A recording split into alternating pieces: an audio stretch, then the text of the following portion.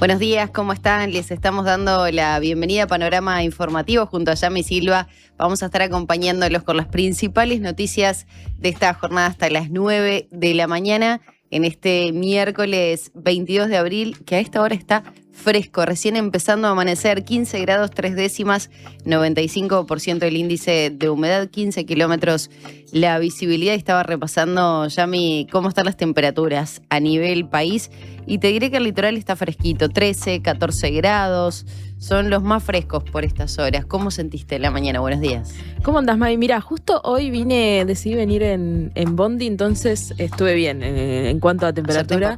Pero sí, hoy sí estaba mucho más frío. Ayer cuando salí acá empezó a llover, no ya había llovido en toda la mañana y salí en bici y empezó a llover y bueno, llegué empapada a mi casa. Pero bueno, hoy no voy a cometer el mismo error. Hoy vine muy precavida. Bueno, decirle eso a los oyentes, a quienes nos están escuchando aquí en Montevideo, en la zona metropolitana a través de la 97.9, pero también en Maldonado, la 102.5 FM y en Colonia, la 90.9 FM, que es una jornada bastante más fresca, tal cual había anunciado Inumet para estos días. Iba a haber un descenso marcado de la temperatura. Ayer en la noche un poquito más de viento se empezó a sentir, no las rachas que se habían pronosticado, por suerte, pero bueno, esperemos que ayer, en realidad hoy, después de lo que fue la jornada de ayer, con ese arcoíris que se vio en Montevideo y que se replicó en redes sociales, en medios de comunicación, imponente en horas de la tardecita, ya cuando caía el sol, se veía una lluvia impresionante, pero también que hacia el oeste estaba cayendo el sol en Montevideo.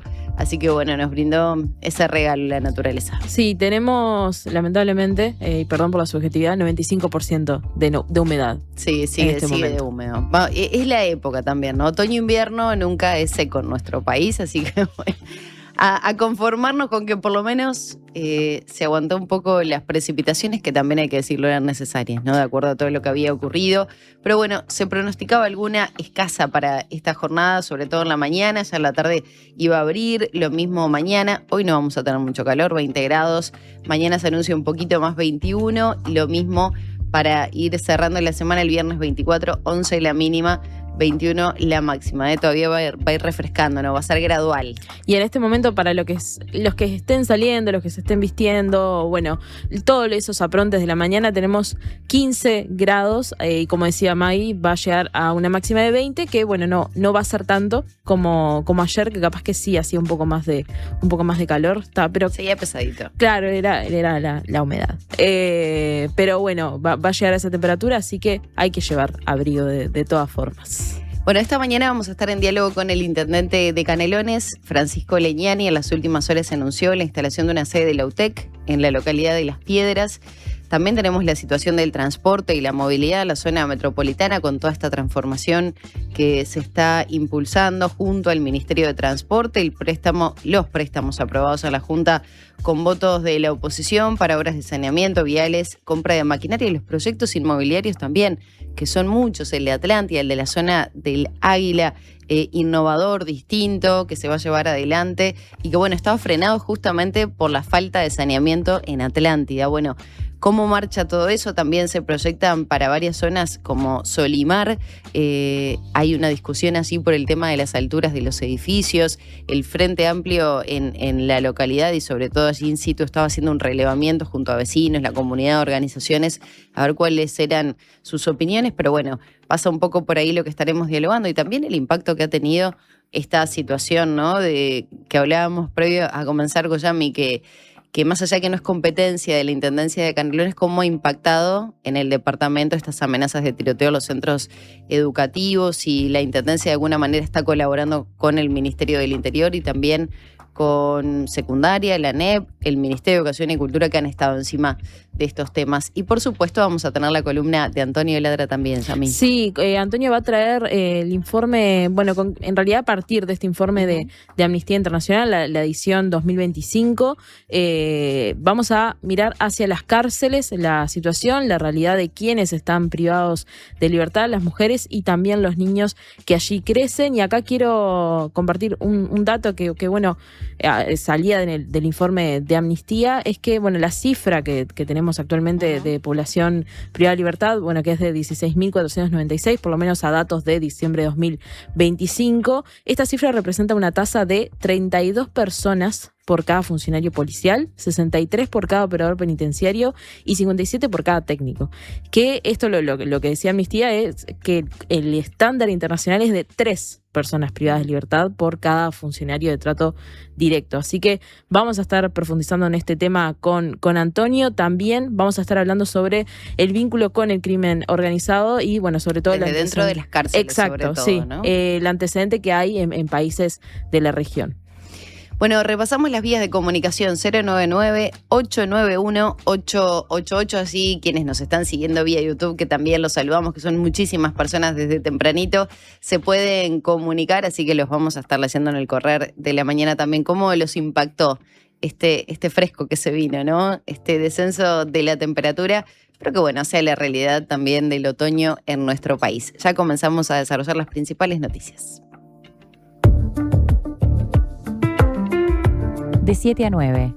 Panorama informativo. Conducción: Maggie Correa y Yamila Silva. Análisis de Antonio Ladra. Panorama informativo. Titulares. Pasan 8 minutos de las 7 de la mañana y tenemos que hablar acerca del diálogo social, este tema que ha estado presente en la agenda porque llegó a su fin. El PIT-CNT valora como una conquista la desvinculación de las AFAP del manejo de las cuentas de ahorro individual. Sí, a 9 meses de su lanzamiento, el diálogo social que convocó el Poder Ejecutivo para reformar el sistema de seguridad social está llegando a su fin. Y se prevé que el documento definitivo se presente públicamente el próximo martes 28 de abril en la víspera del acto por el Día Internacional de los Trabajadores. Según adelantó Subrayado, uno de los cambios en consideración establece el retiro de las administradoras de fondo de ahorro previsional del manejo de las cuentas personales de ahorro individual y establece que solo podrán administrar los portafolios de inversión. Entre los cambios previstos se destaca la habilitación a retirarse a los 60 años de edad, aunque con incentivos para la postergación de retiro a aquellos trabajadores que han tenido una trayectoria salarial más baja, así como tareas físicas más desgastantes, podrán acceder a una mejor tasa de reemplazo que será inferior para el resto de los trabajadores. Con referencia al trabajo por cuenta propia, el documento final del diálogo social contendrá modificaciones para extender derechos como, por ejemplo, el subsidio por desempleo. Vamos con repercusiones, May. Ayer informamos sobre los datos de pobreza publicados por el Instituto Nacional de Estadística y bueno, hay algunas repercusiones dentro del Frente Amplio porque bueno, a la interna de esa fuerza política hay una mirada más positiva que negativa sobre los datos y se espera que en 2026 haya una caída mayor de la pobreza. Sí, exacto. Consultados por la diaria, los legisladores frente amplistas Sebastián Sabini y Joaquín Sequeira manifestaron cautela sobre los datos difundidos por el INE, que registraron un 16,6% de personas por debajo de la línea de la pobreza y un 13,2% de los hogares. Los legisladores señalaron que la mayoría de las variaciones entran dentro de los márgenes de error. De todos modos, destacaron la estabilidad positiva de los indicadores. Sabini consideró que lo que está impactando más en esa caída de la pobreza son las políticas de creación de empleo, sobre todo en el interior del país y enfocadas en las mujeres. Con respecto a la reducción de la pobreza en el rango de 0 a 6 años, Sequeira dijo que ver un avance en esta materia y por otra parte expresó su preocupación por el aumento de la indigencia en Montevideo que pasó del 1,9% al 2,3%. Tenemos que hablar de otros temas, decíamos que bueno, se ha ido matizando la realidad de la sequía en nuestro país y el que habló fue el ministro. Respecto al plan de riego en particular, Frati dijo que tiene que haber algún beneficio tributario para que sea redituable para los inversores. Sí, esto surge de una reunión que tuvo lugar ayer en la Torre Ejecutiva de la Comisión Ejecutiva Interministerial para Asuntos de Riego, que fue creada en septiembre de 2025 con el objetivo de definir líneas estratégicas de cara a un plan de riego que se implementará este año. Al término del encuentro, el titular del Ministerio de Ganadería, Alfredo Frati, dijo en rueda de prensa que en la reunión se presentaron los lineamientos del plan de riego que incluyen propuestas de algunos proyectos pilotos tanto en el marco del Instituto Nacional de Colonización como de los privados. Señaló que esto es un avance importante y agregó que ahora queda definir por cuáles de esos proyectos van a comenzar. El ministro dijo que quedaron en hacer otra reunión en mayo para ajustar algunas cuestiones desde el punto de vista tributario y señaló que quizás tengan que ingresar algo en la rendición de cuentas. La comisión está integrada por delegados de Presidencia de la República y de los ministerios de Ganadería, Ambiente, Economía e Industria y está coordinada por el exministro de Ganadería, Tabaré Aguerre. Ahora sí, May, profundizamos en lo que fue el informe que publicó Amnistía Internacional ayer, que concluyen que en el presupuesto quinquenal presentado por el gobierno el año pasado no hay un enfoque integral de derechos humanos. Amnistía Internacional concluyó que en su informe anual sobre Uruguay, el presupuesto quinquenal 2025-2029 no incorpora un enfoque integral de derechos humanos, señalando carencias en la planificación de políticas públicas. El documento identifica vacíos presupuestales en áreas clave como niñez y adolescencia, género, salud mental y sistema penitenciario, y en esa dirección, en el informe, se expresa profunda preocupación por las fallas persistentes en el sistema de protección de niñas, niños y adolescentes, especialmente en aquellos casos en que el Estado asume su tutela. En cuanto a la violencia sexual y el embarazo infantil, la organización subraya que el embarazo infantil y la explotación sexual no pueden abordarse exclusivamente como problemáticas sanitarias o penales, sino que constituyen indicadores de fallas sistemáticas a la protección integral de niñas y adolescentes y a la garantía del interés superior de las niñas. Nos vamos al caso del narcotraficante Sebastián Marcet, porque hay noticias sobre esto, ya que los celulares de Marcet fueron enviados a Estados Unidos. Si estos teléfonos incautados durante los allanamientos a las propiedades de Marcet en Santa Cruz, Bolivia, fueron enviados a Estados Unidos para ser incorporados como evidencia en la causa que investiga al narcotraficante uruguayo en el Tribunal del Distrito Este del Estado de Virginia. Según informó este martes el medio boliviano La Razón, el comandante general de la policía boliviana, Mirko Sokol, dijo que la información que surge de las pericias que haga la Fiscalía estadounidense va a ser puesta a disposición de la justicia boliviana para que ésta inicie investigaciones contra todos los involucrados. Sokol explicó que luego de la detención de Marcet ocurrida el viernes 13 de marzo en el barrio de Las Palmas, la policía continuó con varios operativos vinculados a la organización criminal y las autoridades bolivianas enviaron celulares, tablets, computadoras y otros dispositivos electrónicos que serán periciados. En los allanamientos también encontraron 4 cajas fuertes con dinero, joyas y documentos falsificados. Ahora sí, volvemos al territorio nacional porque ayer se hizo el homenaje a las muchachas de Abril a 52 años del crimen. La Comisión de la Memoria de Muchachas de Abril y la Asociación de Expresos y Presas Políticas Crisol homenajearon una vez más a Diana Majdanek, a Laura Raggio y a Silvia Reyes, las muchachas de Abril a 52 años de sus asesinatos. En el homenaje intervinieron Mónica Wojcicki, prima de Majdanek e integrante de la comisión, y Macarena Hellman, quien recordó que, aunque tardíamente, se hizo justicia en referencia a la sentencia de condena al militar retirado Juan Rebollo a 30 años de prisión por homicidio complejo muy especialmente agravado. Los otros 2 implicados en este asesinato, los también militares retirados José Nino Gabazo y Eduardo Klastornik, fallecieron antes de que concluyera el proceso judicial. Raggio y Reyes, de 19 años, y Majdanek, de 22, fueron acribilladas el 21 de abril de 1974 por soldados del Grupo de Artillería número 1, bajo las órdenes del organismo coordinador de operaciones antisubversivas. Buscaban detener a Washington Barrios, militante del Movimiento de Liberación Nacional Tupamaros, quien permanece desaparecido. Maggie, también tenemos actualizaciones. Bueno, vos hoy ya lo mencionabas al principio con la introducción de la entrevista al intendente Canelones, pero bueno, sobre estas amenazas de tiroteos en diversas instituciones educativas. Sí, tiene que ver con que la Administración Nacional de Educación Pública, la ANEP, informó que se volverán a contabilizar inasistencias tras varios días de amenazas de tiroteos en liceos y también en UTUS. Sí, después de varios días de amenazas de tiroteos en centros de educación media, el Consejo Directivo Central y CODICEN de la Administración Nacional de Educación Pública definió este martes que se pase lista y se contabilicen las inasistencias a partir de mañana. Hasta ahora, cuando se registraba una amenaza, se realizaba un control de asistencia, pero no se computaban las faltas, de forma de habilitar a cada familia a definir si enviaban o no a los adolescentes al liceo La UTU una fe de ratas a partir de hoy miércoles.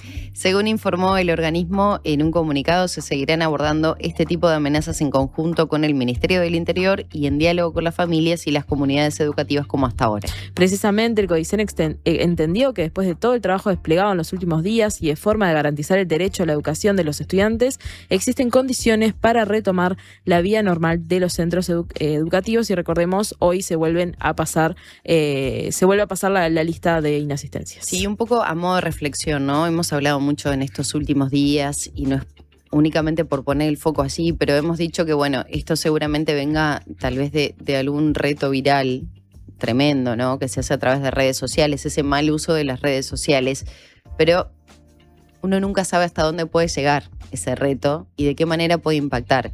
Y ayer, en la tarde, Subrayado daba cuenta de que padres de un liceo, en la puerta de un liceo, detuvieron a un adolescente armado. Lo desarmaron los propios padres. Estaban allí, lo detuvieron, le quitaron el arma y el adolescente tenía una pistola de aire comprimido sin cargar. Eso fue lo que le dijo después este joven a la policía. Por eso quiero como dimensionar esto que, bueno, muchos dicen, bueno, son amenazas, no quieren ir al liceo. No, pero pueden llegar a sí. Donde lleguen a una persona, pueden pasar este tipo de cosas. Que se terminen encontrando armas en los centros educativos. Exacto, y es eso preguntarse, bueno, ¿por qué este adolescente tenía ese acceso a esta arma? ¿No? Bueno, todo lo que hablábamos ayer, hay un montón de temas que están ahí que es necesario analizar y ponerle también el foco y no quedarse con esto, ¿no? Bueno, es solo un reto viral, porque hay muchas capas en este tema. Sí, la verdad que, bueno, preocupa bastante, ¿no? Y es lo que de alguna manera decíamos que bueno, que hay que estar atentos, que no es únicamente un tema de no querer ir a clase, sino que a veces son llamadores de atención, hay cuestiones con la salud mental, que no se logra llegar al foco del problema, ¿no? Más allá que se han implementado programas, pero bueno, ¿cómo llegamos a esos jóvenes para revertir? ¿Cómo se habla en los hogares? ¿Cómo hablan los padres? ¿Hay contención?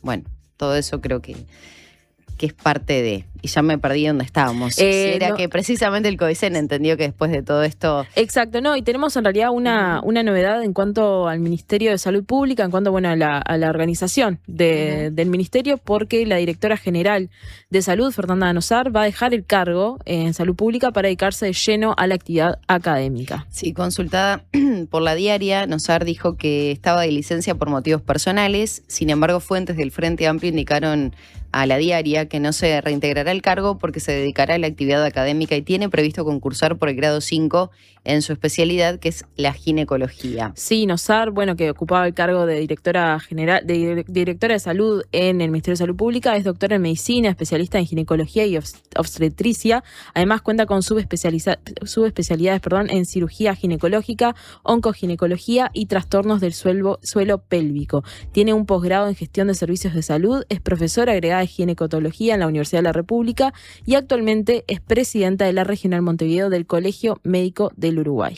Vamos ahora con otros temas sindicales. La Federación Láctea se movilizó en Montevideo por la falta de avances en los consejos de salarios. Sí, la Federación de Trabajadores de la Industria Láctea reunió ayer a manifestantes de varios departamentos del país para reclamar en Montevideo por la falta de avances en las negociaciones en el sector en el marco de la 11ª ronda de los consejos de salarios. El dirigente de la Federación, Pedro Toledo, dijo a La Diaria que para el sindicato la solución sería que el gobierno decrete, ya que en 10 meses no se pudo obligar a la Cámara a tomar una resolución. Toledo destacó el nivel de participación en la movilización que reunió a unos 250 trabajadores y expresó que refleja el enojo de los trabajadores con la Cámara de la Industria Láctea del Uruguay, a quien acusó de rechazar todas las propuestas realizadas por el Ministerio y los trabajadores en el marco de la negociación colectiva.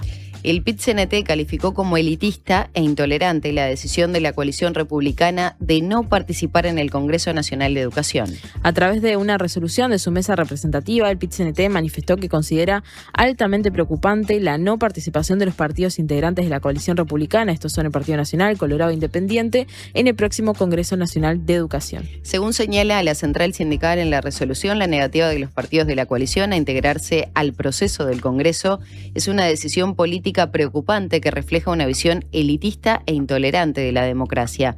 A su vez se sostiene que el Congreso es un ámbito democrático y participativo, que está previsto en la normativa vigente y que no sustituye ni anula las atribuciones del Parlamento. Por otro lado, el comunicado rechaza las críticas hacia el Congreso Nacional de Educación y las organizaciones sociales participantes, afirmando que deslegitimarlas implica negar la pluralidad de ideas propia de una sociedad democrática. Bueno, y seguimos hablando de dos temas, ¿no? De la Intendencia de Canelones, del gobierno de Canelones y también vinculado a la educación, porque justamente junto a la academia debaten en Canelones cómo acercar la innovación a la gente en la era de la inteligencia artificial. Sí, en Canelones, autoridades, academia y actores del ecosistema coincidieron este martes en la necesidad de traducir la innovación en políticas públicas con impacto real en la economía y la vida cotidiana en un contexto marcado por la irrupción de la inteligencia artificial. Durante el simposio de innovación, creatividad y territorio organizado por la Intendencia Canaria, el foco estuvo puesto en cómo aterrizar el concepto de innovación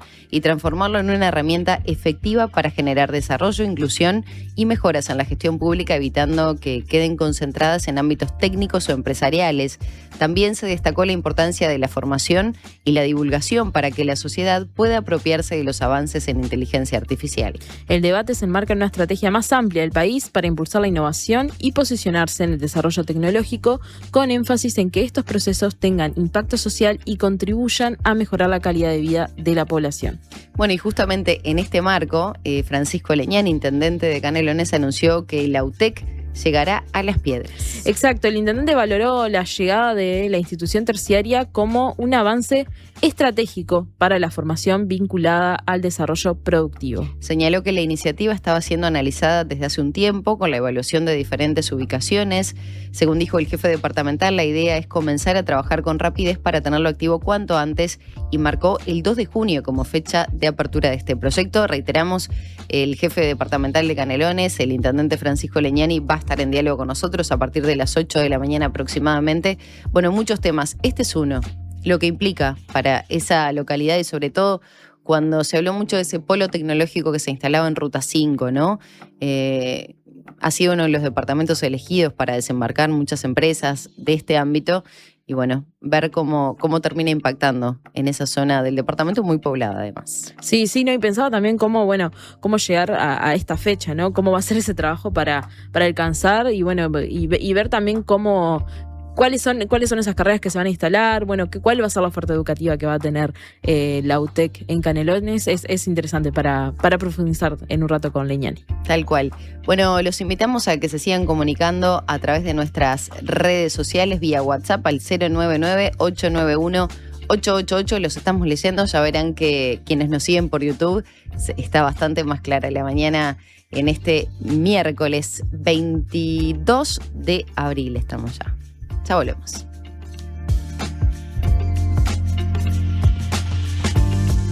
En Anda lo damos todo y los propietarios nos hacen todo tipo de preguntas. Para alquilar mi propiedad con Anda, ¿tengo que ser socia? No tiene por qué. ¿Pero puedo serme socia? Puede. ¿Y qué gano? Puede pedir adelantos de alquiler y cobrar varios meses juntos. Taca, taca.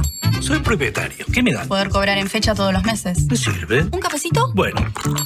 No hay garantía como la de Anda, porque es la que da más beneficios y descuentos a inquilinos y más seguridad a propietarios e inmobiliarias. La garantía más aceptada del país, la número 1. La más conveniente. Sí, en Anda lo damos todo. Tenemos una buena noticia. Si tu cédula termina en 4, podés afiliarte a Médica Uruguaya a través de FONASA. Elegir Médica Uruguaya es optar por un sistema de salud que evoluciona con tecnología y un equipo médico de primer nivel comprometido con la salud de los uruguayos. La salud que avanza es uruguaya. Médica Uruguaya. Por más información, comunícate al 2487-4950. Homeopatía Olivencia. Idóneos en elaboración de fórmulas homeopáticas y florales. Logra el bienestar físico y emocional de forma natural. Olivencia te escucha. Comunicate al 099-471074 o visita nuestra web olivencia.com.uy. Una conversación informada. La Diaria Radio 97.9.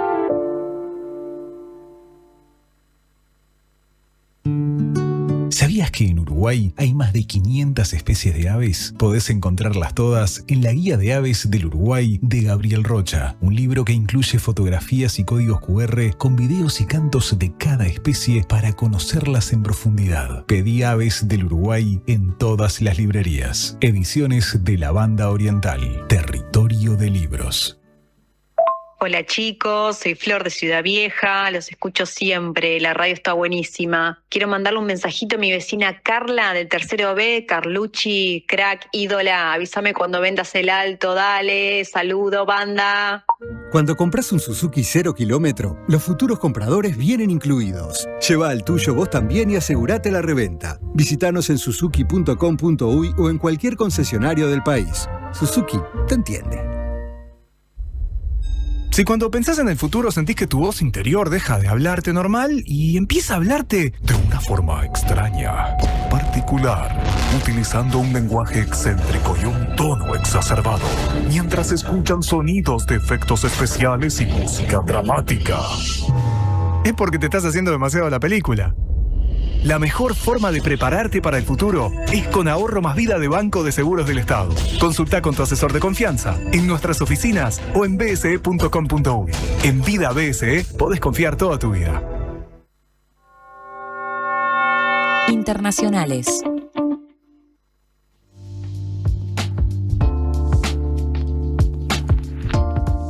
Estamos a las 7 de la mañana con 27 minutos. Bajó un poquito más la temperatura, les voy a contar, ¿eh? Ahora se ubica en 15 redondito. Bajó la humedad, Yamila, para tu alegría, 85%. Sí, 10%. Así que bueno, bajó. Y empieza a asomar el sol. De a poquito también entre las nubes que todavía quedan en el cielo de la capital del país, se empieza a notar algún rayito de sol. Sí, por ahí Quique nos dice, bueno, que está transitando la ciudad, está transitando Montevideo en un día nuboso y fresco, tal como nosotras lo sentimos acá. Y también hacían referencia al tema de las amenazas de tiroteos, diciendo, bueno, que hace muchos años hay armas en los liceos, que no es algo nuevo y que hay armas en este país, decía esta oyente. Y bueno, acá también nos mandan un abrazo desde Maldonado, así que les mandamos saludos y también los invitamos a quienes nos están escuchando y quienes no han mandado un mensaje, que manden al 099-891-888. Y a quienes no saludamos son a nuestros compañeros, a David, a Julia y Luciano, que estaban realizando esta apuesta al aire desde muy tempranito y que ya habrán escuchado, nos tiraban ese pique para comenzar con el desarrollo de las noticias internacionales.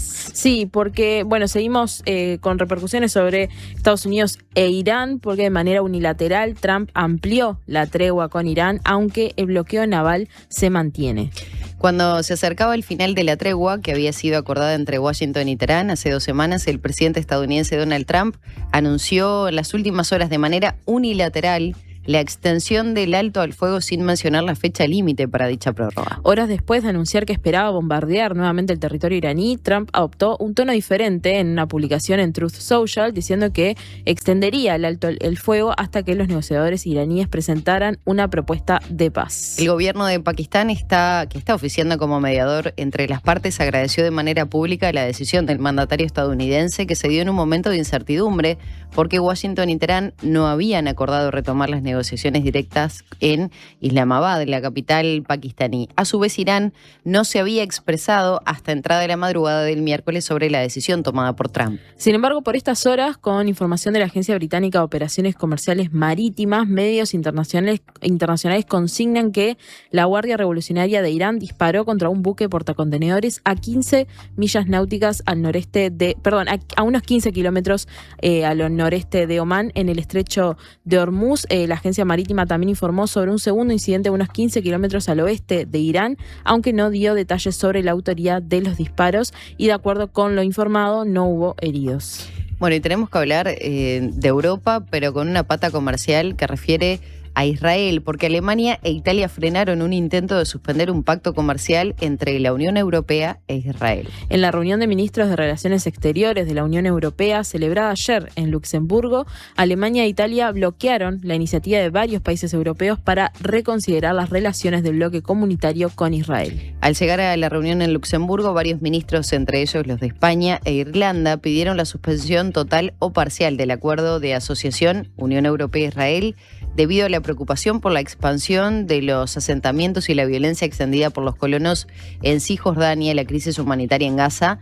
y la ley de pena de muerte aprobada hace pocos días en el Parlamento israelí. La propuesta, sin embargo, no logró el respaldo necesario entre los 27 Estados miembros. La oposición de Alemania e Italia fue clave para impedir tanto una suspensión total como parcial. Aunque el debate sigue abierto dentro del bloque, la falta de consenso evidencia las divisiones internas en la Unión Europea sobre cómo actuar frente a Israel. Bueno, hablábamos del informe de Amnistía Internacional con la mirada en nuestro país, pero también a nivel mundial, que advierte contra la ofensiva de líderes depredadores, como lo ha denominado. Sí, la organización Amnistía Internacional publicó ayer su informe anual sobre la situación en el mundo y en los países en particular. El prefacio de esta edición señala que a lo largo del año 2025 los bienes comunes de la humanidad fueron presa de depredadores voraces, de saqueadores brutales a la caza de trofeos injustos. Afirma que líderes políticos como el presidente estadounidense Donald Trump, el ruso Vladimir Putin y el primer ministro israelí Benjamin Netanyahu, entre otros muchos, desplegaron una ofensiva de conquista para lograr el dominio económico y político mediante la destrucción, la represión y la violencia a escala masiva. La organización denuncia la complicidad y el silencio frente a los genocidios y los crímenes de lesa humanidad y la imposición de sanciones severas a quienes se esforzaban por hacer justicia. Menciona ataques y sanciones a la Corte Penal Internacional, la retirada de tratados internacionales y el abandono de organismos de la Organización de Naciones Unidas. Deportes. Bueno, y tenemos que hablar de lo que está sucediendo en materia sanitaria en Peñarol, Yami. Sí, porque Leonardo Fernández fue operado con éxito. Finalmente, ayer, un día antes de lo previsto, Leonardo Fernández fue intervenido quirúrgicamente por la rotura del ligamento cruzado anterior de la rodilla derecha. La operación se realizó en la Clínica Olimpia de Madrid y fue hecha por el doctor Miguel Leyes. El futbolista tendrá un posoperatorio de 10 días en España y, según se calcula, estará de baja entre 6 y 8 meses, y esta ausencia representa una baja sensible para el equipo dirigido por Diego Aguirre. Sí, algunos especialistas señalan que se puede llegar a perder todo el año, ¿no?, futbolístico, sobre todo por lo que representa una recuperación de este tipo. Habrá que ver si hay alguna atención especial y obviamente cada caso es particular, ¿no? Marcelo Solomita, directivo de Peñarol, que acompañó a Fernández, contó que el jugador, más allá de la pena por la lesión y el tiempo de recuperación, está muy bien y pensando en el futuro. Según sus declaraciones, Fernández se tiene fe para volver antes del tiempo previsto y seguramente por eso también el plazo que están manejando.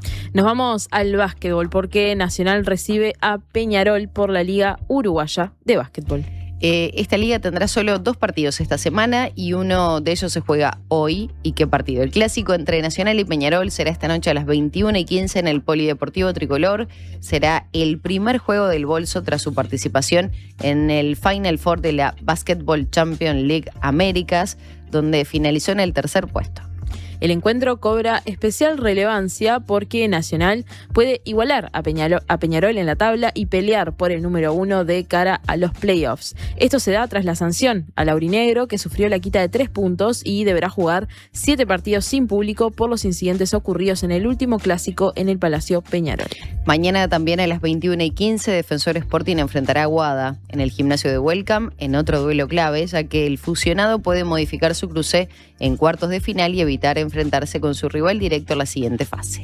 Nos movemos, May, hacia las noticias locales, en principio en el departamento de Colonia, porque ediles de ese departamento presentaron iniciativa para crear un foro departamental sobre empleo, inversión y desarrollo productivo. Tal como informó La Diaria, el ministro de Trabajo y Seguridad Social, Juan Castillo, recibió en su despacho a una delegación integrada por diferentes actores políticos de Colonia para analizar la situación laboral actual en el departamento. En ese marco, la bancada de ediles del Frente Amplio le presentó a Castillo la propuesta para convocar un foro departamental sobre empleo, inversión y desarrollo productivo con el objetivo de generar un ámbito de intercambio, diagnóstico y propuestas entre los distintos actores involucrados en la temática. Según la propuesta a la que accedió La Diaria, este ámbito no debería limitarse únicamente a una instancia de diálogo, sino que debe promover la conformación de comisiones y subcomisiones de trabajo en distintas áreas y temáticas que ataquen problemas específicos. Y del oeste nos vamos al este, en Maldonado, porque vecinos de Las Delicias reclaman medidas de seguridad y acciones contra picadas nocturnas. Residentes del barrio fernandino de Las Delicias, vecinos a Punta del Este, denuncian la falta de respuestas de las autoridades policiales y municipales ante la inseguridad en esa zona. Giovanna Silva, quien vive desde hace 10 años allí, dijo a La Diaria que los incidentes que tienen atemorizada a la comunidad son cada vez mayores y que el punto de quiebre se dio con el cambio de oficiales a las seccionales policiales hace un año. Según el relato de la vecina, se escuchan detonaciones de arma de fuego durante la noche y también se registran robos. Además, en distintos puntos de la Rambla y áreas cercanas se registran carreras a alta velocidad, circulación imprudente de motos e incluso vehículos con música a alto volumen, lo que afecta al descanso y la seguridad de quienes viven en la zona. Los episodios suelen concentrarse en horarios nocturnos y se han vuelto cada vez más frecuentes. Ante este escenario, los vecinos exigen controles más estrictos y medidas de fiscalización que permitan disuadir estas conductas en un contexto donde advierten una falta de respuesta efectiva de las autoridades. Y ahora hacia el norte, en Salto, se dio un hecho histórico porque 2 salteños fueron electos decanos el mismo día. Estamos hablando del jueves 16 de abril, quedó marcado como una jornada histórica para la vida universitaria de Salto y también del interior del país, ya que las asambleas del claustro de la Facultad de Enfermería y también de la Facultad de Información y Comunicación eligieron como decanos a 2 profesionales salteños, Teresita Aguisoni y Federico Beltramelli, que supo ser docente. Fue mi tutor de tesis. Mirá. Federico Beltramelli, sí. El hecho, esto de que hayan sido elegidos 2 salteños el mismo día, fue interpretado como una señal clara del proceso de descentralización universitaria que se viene consolidando en los últimos años y como una reafirmación del crecimiento académico y político del interior dentro de la Universidad de la República. Ambos decanos electos dialogaron con La Diaria sobre el significado de este momento y los desafíos que van a enfrentar en sus respectivas gestiones.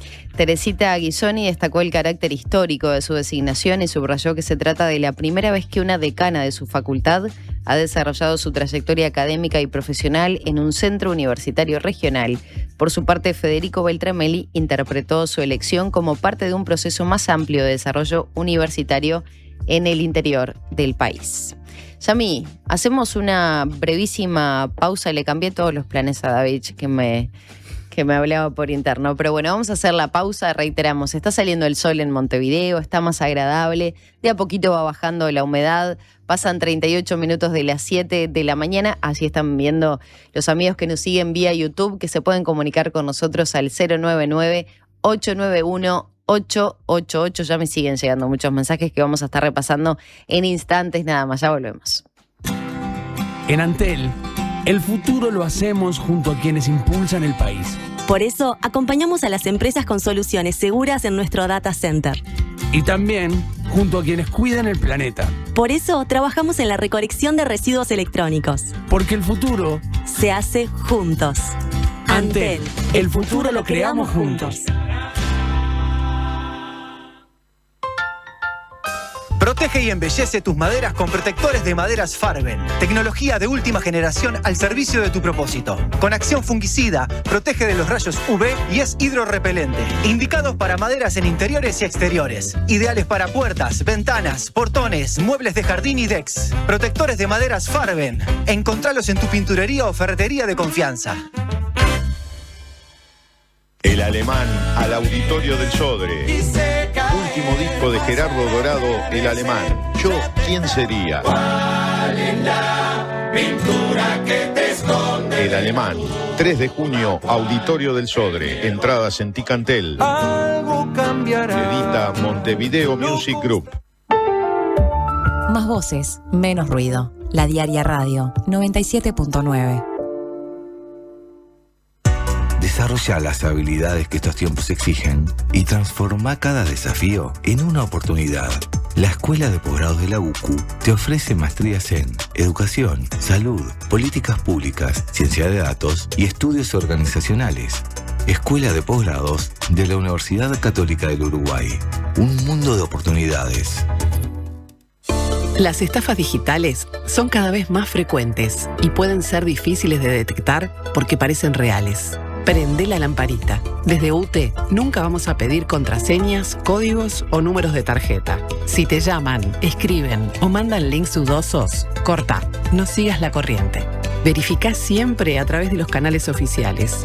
Informate más en ute.com.uy. En la edición de abril de Le Monde Diplomatique Uruguay, análisis del impacto de la guerra de Irán y la invasión al Líbano. En el mundo, Tel Aviv y Washington ya no rinden cuentas a nadie. La lógica de la impunidad de Epstein queda expuesta y la inteligencia artificial está al servicio del imperio. En la región, conocemos los límites del modelo Bukele y las posibles candidaturas presidenciales de Axel Kicillof y del pastor evangélico Dante Gebel. Además, el reclamo de Pedro Sánchez en nombre del sur global. Una lectura kantiana del desorden internacional y los desafíos de los jóvenes chinos entre el desempleo y el algoritmo. Suscríbete en lemonde.uy y recíbelo en tu casa. Le Monde Diplomatique, la diaria.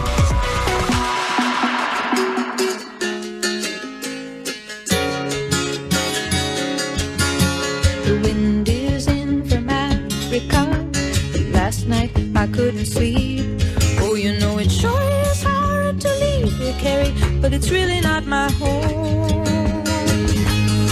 My fingernails are filthy. I've got beach tar on my feet, and I miss my clean white linen and my fancy French cologne. Oh, Carrie, get out your cane. Get out your cane. Put on some silk. I'll put on some silk. Oh, you're a mean old daddy, but I like you.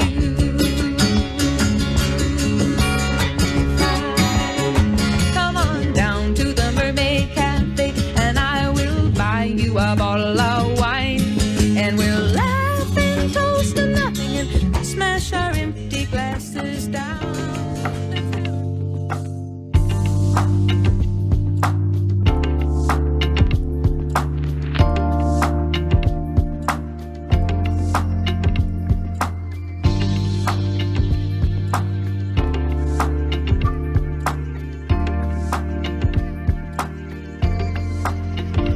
El audio del día. Son las 7 de la mañana con 43 minutos. Reiteramos, salió el sol en Montevideo. Está más lindo visualmente, un poco más fresco, 15 grados la temperatura. Tenemos que hablar del intendente de Montevideo, Mario Vergara, que se refirió sobre la posible regulación de los monopatines eléctricos aquí en la capital.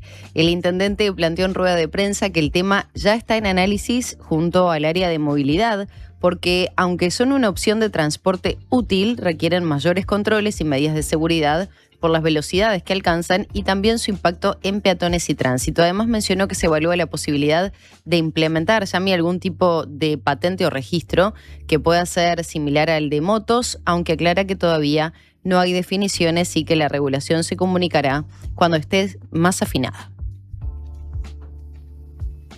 ¿Qué va a pasar con los monopatines? ¿Se va a regular? Yo creo que tenemos que regularlo. Es algo que estamos comenzando a dialogar con el director de movilidad, porque creo que involucra sí un medio de movilidad activa, pero que tiene que tener más resguardos de los que tiene hoy, tanto por la seguridad de quienes viajan en monopatines, que logran alcanzar velocidades importantes, como para el resto del tránsito y los transeúntes. Es algo que estamos comenzando a analizar. ¿Por dónde va la regulación? ¿Por la utilización de medidas de seguridad o por el pago, por ejemplo, de la patente? Bueno, yo creo que es una posibilidad, así como uno tiene patentadas las motos, poder patentar ahí, pero solo con patentar no se resuelven los temas de seguridad, ¿verdad? Vergara, vamos a afinar este tema cuando tengamos definiciones al respecto, obviamente las comunicaremos. Sí. Bueno, va a generar polémica sin lugar a dudas, ¿no? Estaba pensando eso si hay que pagar patente por los monopatines o no. Estaba pensando eso, porque también pienso, bueno, ¿qué pasaría en ese caso si no es lo mismo? Pero ¿qué pasaría con las bicicletas, no? Exacto. Entonces, son como, yo me pregunto muchas cosas a partir de este audio, de este pequeño fragmento, pero sí cómo sería, y bueno, si eso también se replicaría para las bicicletas. O sea, en su momento, y si no me equivoco, en otras épocas, aquí en Montevideo estaban hasta matriculadas las bicis. Bueno. Otro siglo, otro dólar, otro todo. Sí, por eso es un tema. Y no de forma, no de forma banal, como decir, es un tema, pero sí me parece que no sé si es algo para decirlo a la ligera, como bueno, me parece que hay muchos factores ahí que hay que tener en cuenta, ¿no? Sí, no lo veo muy viable, pero es una opinión totalmente personal. Creo que ha sido una alternativa que muchos montevideanos o quienes viven aquí en la capital han conseguido para evitar, bueno, el transporte colectivo, la movilidad particular, ¿no? Ir en autos o en motos, bueno, encontraron el monopatín como una solución. También es cierto que, bueno, hay que ayornarse en las condiciones en las que se mueven esos monopatines a nivel de seguridad, por dónde circulan. Digo, ya que estamos hablando de toda esta transformación del transporte metropolitano y sobre todo en Montevideo, ¿qué pasa con cada uno de las vías, de lo que elige cada uno de los medios? Sí, y hay otra forma de transporte que a mí me genera muchas preguntas también, que son las bicis eléctricas. Que ese es otro. Un híbrido. Sí, claro, es un híbrido ahí, pero bueno, ¿por dónde tendrían que ir? ¿Tendrían que ir por la ciclovía? ¿Tendrían que ir por la calle? También, ¿se tendrían que patentar o no? Hay como muchas preguntas en ese sentido y creo que está bueno igualmente que se introduzcan este tipo de temas cuando estamos hablando de una reforma del transporte metropolitano que se va a hacer en estos años, ¿no? Está bueno para incluir todas esas cosas y que después no queden ahí como cositas que no se resolvieron y que se puedan contemplar también en toda esta discusión. Bueno, Yami, ¿te parece si hacemos un recorrido por los portales internacionales de qué se está hablando hasta ahora en la región, pero también en el mundo? Comenzamos por Clarín. Sí, porque ayer ya hablamos de esto, ¿no? De lo que está sucediendo en la Asociación de Fútbol Argentino. Clarín titula en su nota en la que destaca es corrupción en la AFA, un juez ayudó a Tapia y a Tobiguino rechazó sus detenciones una hora antes de ser corrido de la causa. Dice abajo, con rapidez inusitada, Sebastián Argibay de Santiago del Estero adelantó su regreso de un viaje para desestimar el pedido de un fiscal. El magistrado hizo negocios con el tesorero y para la maniobra recibió la ayuda de la camarista Marina Cosio, que le dio el tiempo necesario. Esto es lo que titula Clarín sobre este caso en la AFA. Todo muy sano siempre a nivel de la justicia en Argentina. Vamos a la guerra en Medio Oriente. Reportan ataques de la Guardia Revolucionaria a barcos en el estrecho de Hormuz, luego de que Trump extendiera la tregua. Sí, esto, bueno, vamos a ver también qué surge durante la jornada, ¿no? Porque esto se conoció, como decíamos hoy, cuando dábamos las noticias internacionales, se conoció a la madrugada de este miércoles. Vamos a ver también cómo reacciona Estados Unidos, qué respuesta da Irán también, ¿no?, a esta extensión del alto al fuego que anunció Trump ayer. Así que, bueno, veremos. Y otra de las cosas que destaca Clarín hoy es que el gobierno argentino confirmó el envío de la reforma electoral al Congreso que ingresa hoy. Esta reforma implica la eliminación de las PASO e incluye ficha limpia. Esto es algo de la eliminación de las PASO, es algo que ya se había manifestado hace un tiempo, estas elecciones internas, ¿no?, de Argentina, la que se hacen a mediados de año. Así que bueno, veremos también qué debate suscita esta reforma. Sí, recordemos que Javier Milei está de recorrida por Israel. Desde allí realizó este anuncio donde participó en la celebración de un nuevo aniversario del país hebreo. Comunicó que enviará este proyecto al Congreso de la reforma electoral que incluirá quizás se señala desde Argentina, seducir a los aliados, sobre todo por los avatares que está atravesando a nivel judicial Manuel Adorni, el denostado proyecto de ficha limpia, además de la eliminación de las PASO. Se acabó la impunidad, se acabó la joda, afirmó el presidente.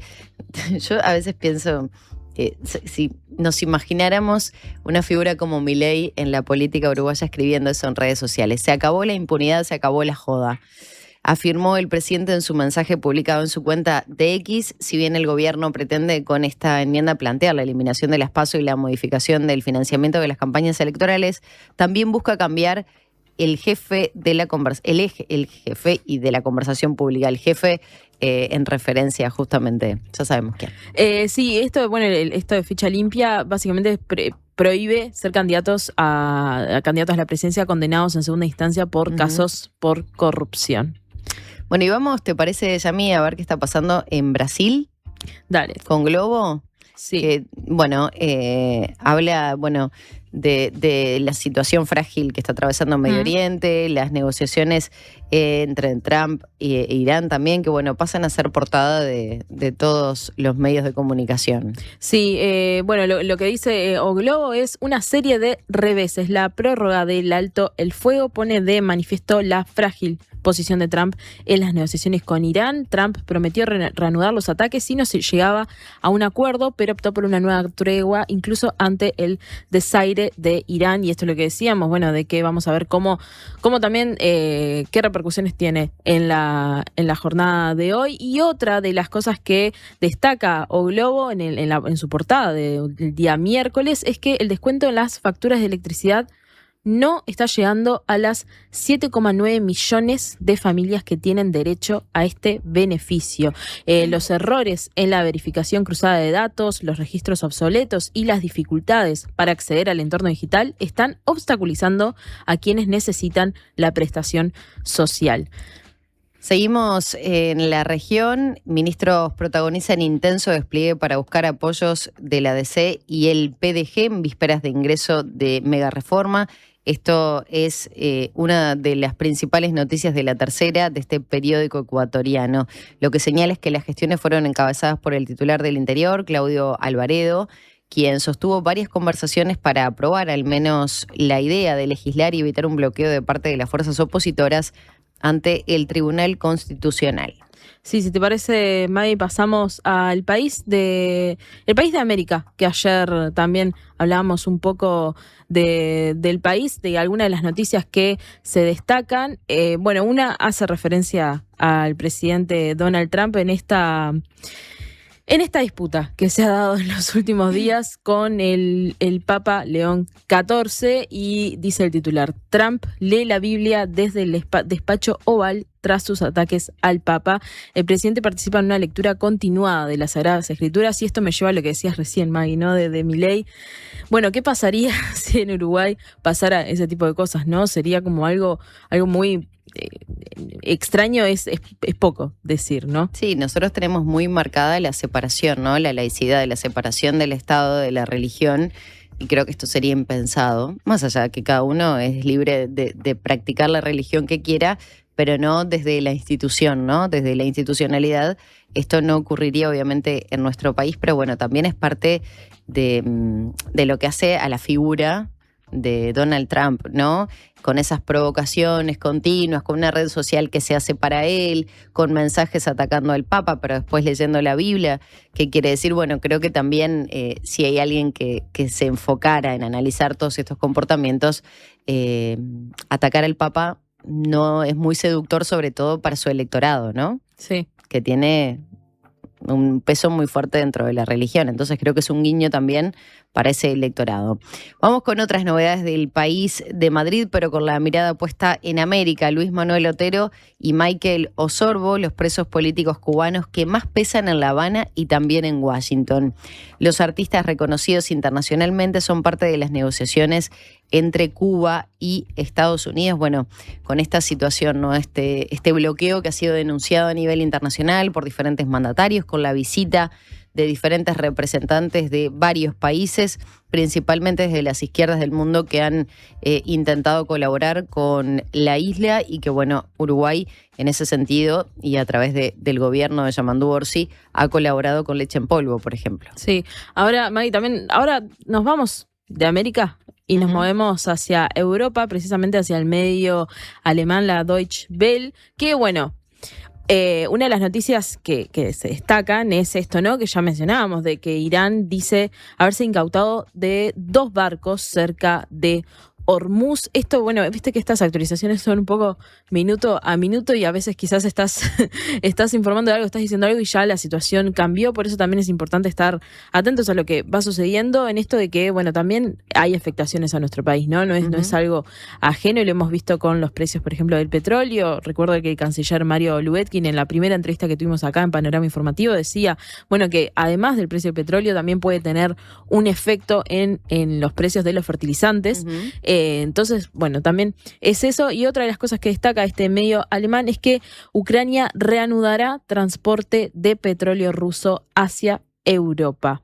Bueno, un dato fundamental, ¿no? Para esa región del mundo, teniendo en cuenta lo que ha sido esa guerra entre Rusia y Ucrania desde hace algunos años ya. También hace referencia a la compañía Lufthansa, que para ahorrar combustible cancela 20.000 vuelos, y esto ha generado ciertas consideraciones y afectaciones a nivel del tránsito aéreo en Europa. También que Virginia aprueba el referéndum nuevo, y eso genera un nuevo mapa electoral, un motín en una cárcel de Venezuela que deja 5 muertos. Michelle Bachelet, una mujer al frente de Naciones Unidas, daría esperanza.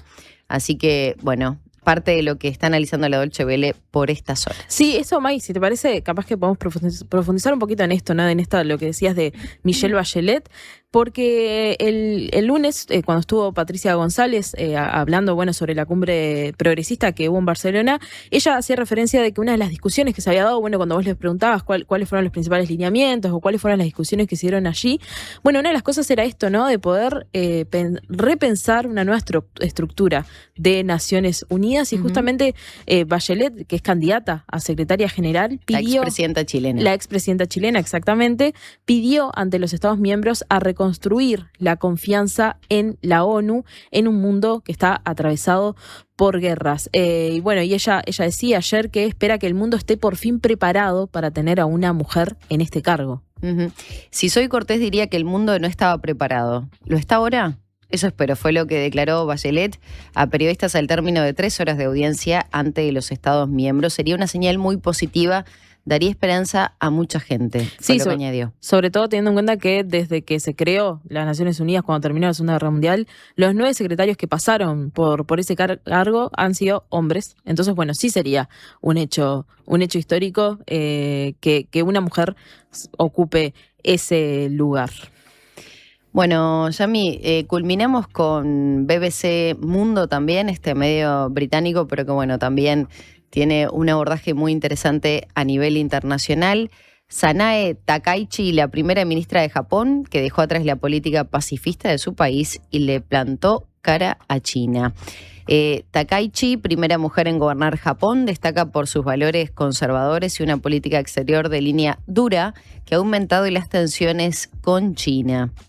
Después, en otro de los efectos que está teniendo la guerra que mencionábamos, bueno, para nuestro país, pero obviamente que también en todo el mundo y particularmente en los países directamente afectados, como es Irán, porque una de las noticias que destaca la BBC en su portal es que este país registra despidos masivos de millones de trabajadores a causa de la guerra con Estados Unidos e Israel. El viceministro de Trabajo y Seguridad Social de ese país declaró hace 2 días que 2 millones de personas han perdido sus empleos a causa de la guerra.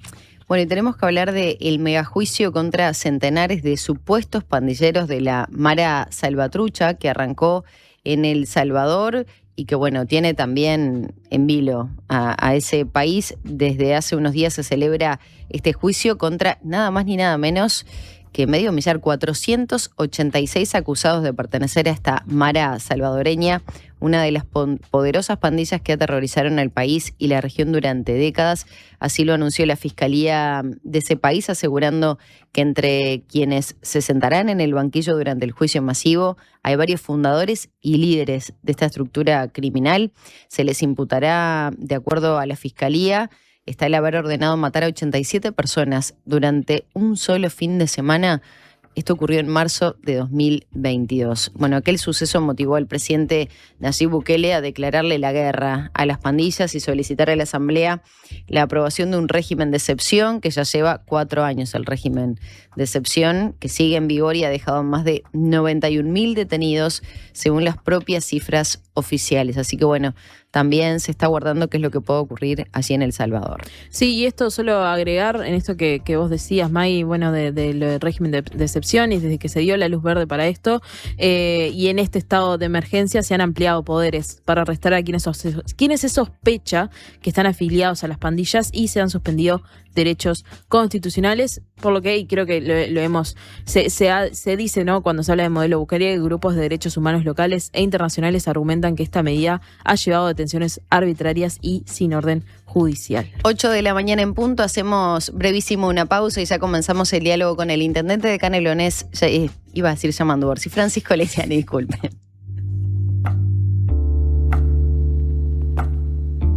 ¿Qué es mejor? ¿La hamburguesa o el choripán? ¿La Rambla o el parque? Nosotros no sabemos. Lo que sí sabemos es que para cobrar tu sueldo, mejor en tu banco. Es mejor porque abrís tu cuenta 100% online y porque tenés la nueva tarjeta internacional Bro Recompensa Mastercard Débito. También es mejor porque tenés adelanto de sueldo sin intereses. Y es mejor porque tenés la seguridad y confianza de siempre en el banco de siempre. Abrí tu cuenta sueldo a través de eBrow. Te lo repito, tu sueldo mejor en tu banco. Banco República, nuestro banco país. Infórmese sobre la garantía de depósitos en su institución de intermediación financiera o en www.copap.org.uy o vía infocopap@copap.org.uy. Llega desde Los Ángeles por primera vez a Montevideo La LOM. El trío que mezcla cumbia sonidera, soul de los 60, boleros clásicos y chicha peruana. En un viaje musical con sonidos vintage y ritmos latinos. 26 de abril, Montevideo Music Box. Entradas en Red Tickets. Produce Factory. Si así suena en la radio, imagina cómo suena en vivo. Subí el volumen. Llegó la diaria Radio La FM en el 97.9. Prevení dolores cervicales y de espalda. Ajustá la altura de la pantalla. Elegí sillas con buena sujeción lumbar. Prevení.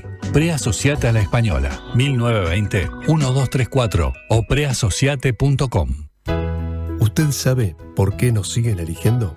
Porque somos credibilidad, confianza, contención y compañía calificada. Porque además le brindamos a los socios más de 20 talleres multitemáticos en la Fundación SECOM destinados a promover la calidad de vida y muchos beneficios más. Porque estamos para usted las 24 horas, los 365 días del año. SECOM, primer servicio de compañía de Uruguay y del mundo. Estoy contento, nena.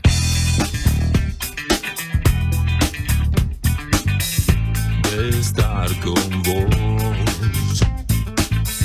Y voy a cruzar las fronteras para vivir con vos. Me basta una señal y estaré pronto cuando quiera. Avísame cuando estés sola,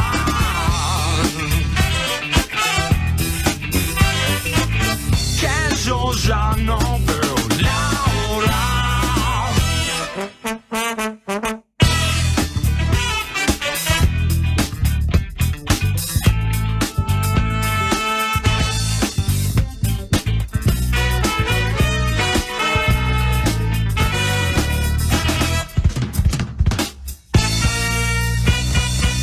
Estás tan linda,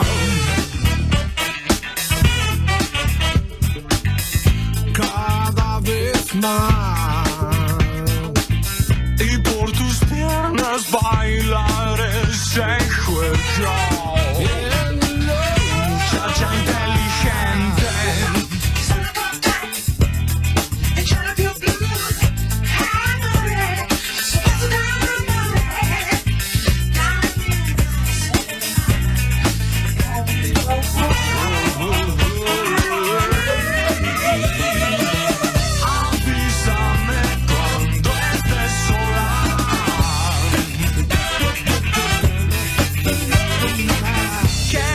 ya no veo la hora.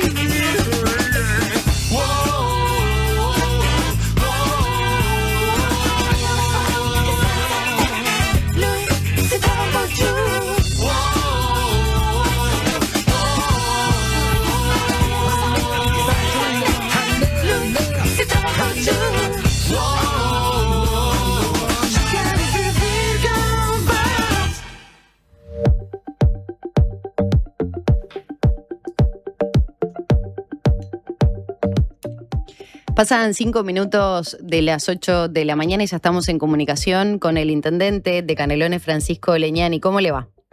¿Qué tal, Maggie? Buen día. ¿Todo bien? Todo bien, todo bien. Buen día para la audiencia también. Bueno, muchas gracias. Hay muchos temas para abordar, el transporte en la zona metropolitana, la movilidad también. Se han aprobado con votos de la oposición préstamos para obras de saneamiento, viales, compra de maquinaria, también proyectos inmobiliarios, pero también hay un tema que ocupa la agenda del día y le quiero consultar a modo reflexivo nada más y tiene que ver con estas amenazas y la situación que se dio en un liceo de Barros Blancos. ¿Cómo está colaborando la Intendencia con las tareas que viene desarrollando el Ministerio del Interior y también las autoridades de la educación? ¿Qué impacto ha tenido en el departamento? Bueno, vamos a distinguir dos situaciones. El hecho de ingresar con un arma de aire comprimido o lo que fuere es una cosa que obviamente es condenable absolutamente y se tomarán las medidas del caso por parte de las autoridades pertinentes. Y después lo otro, que es el tema de las amenazas escritas no solo en el departamento de Canelones, sino en varios departamentos también. Y ahí hago un poco mías las palabras del ministro de Educación y Cultura. El tema de las amenazas son más viejas que el ojo del mate, es una realidad. Ahora, hay que ir a los por qué. Los chiquilines lo que manifestaron es porque querían suspender las clases del día. Yo creo que bueno, que ahí carga a los padres y a la autoridad de secundaria tomar las medidas del caso. Ponerlas en su justa medida, como decía el ministro de Educación y Cultura. Aparentemente, por lo que uno se ha informado, por lo que uno ha escuchado, es como una onda en TikTok que ha circulado no solo en nuestro país, sino también en la región, de hacer este tipo de pintadas en los distintos centros educativos. En fin, hay que estar atentos y darle la dimensión que tiene. Lo otro sí es otra cosa, que no es la primera vez que ocurre, y que bueno, ahí a través del Ministerio del Interior, también con los padres, estamos hablando siempre casos de menores de edad, condenarlo, por supuesto. Uh-huh.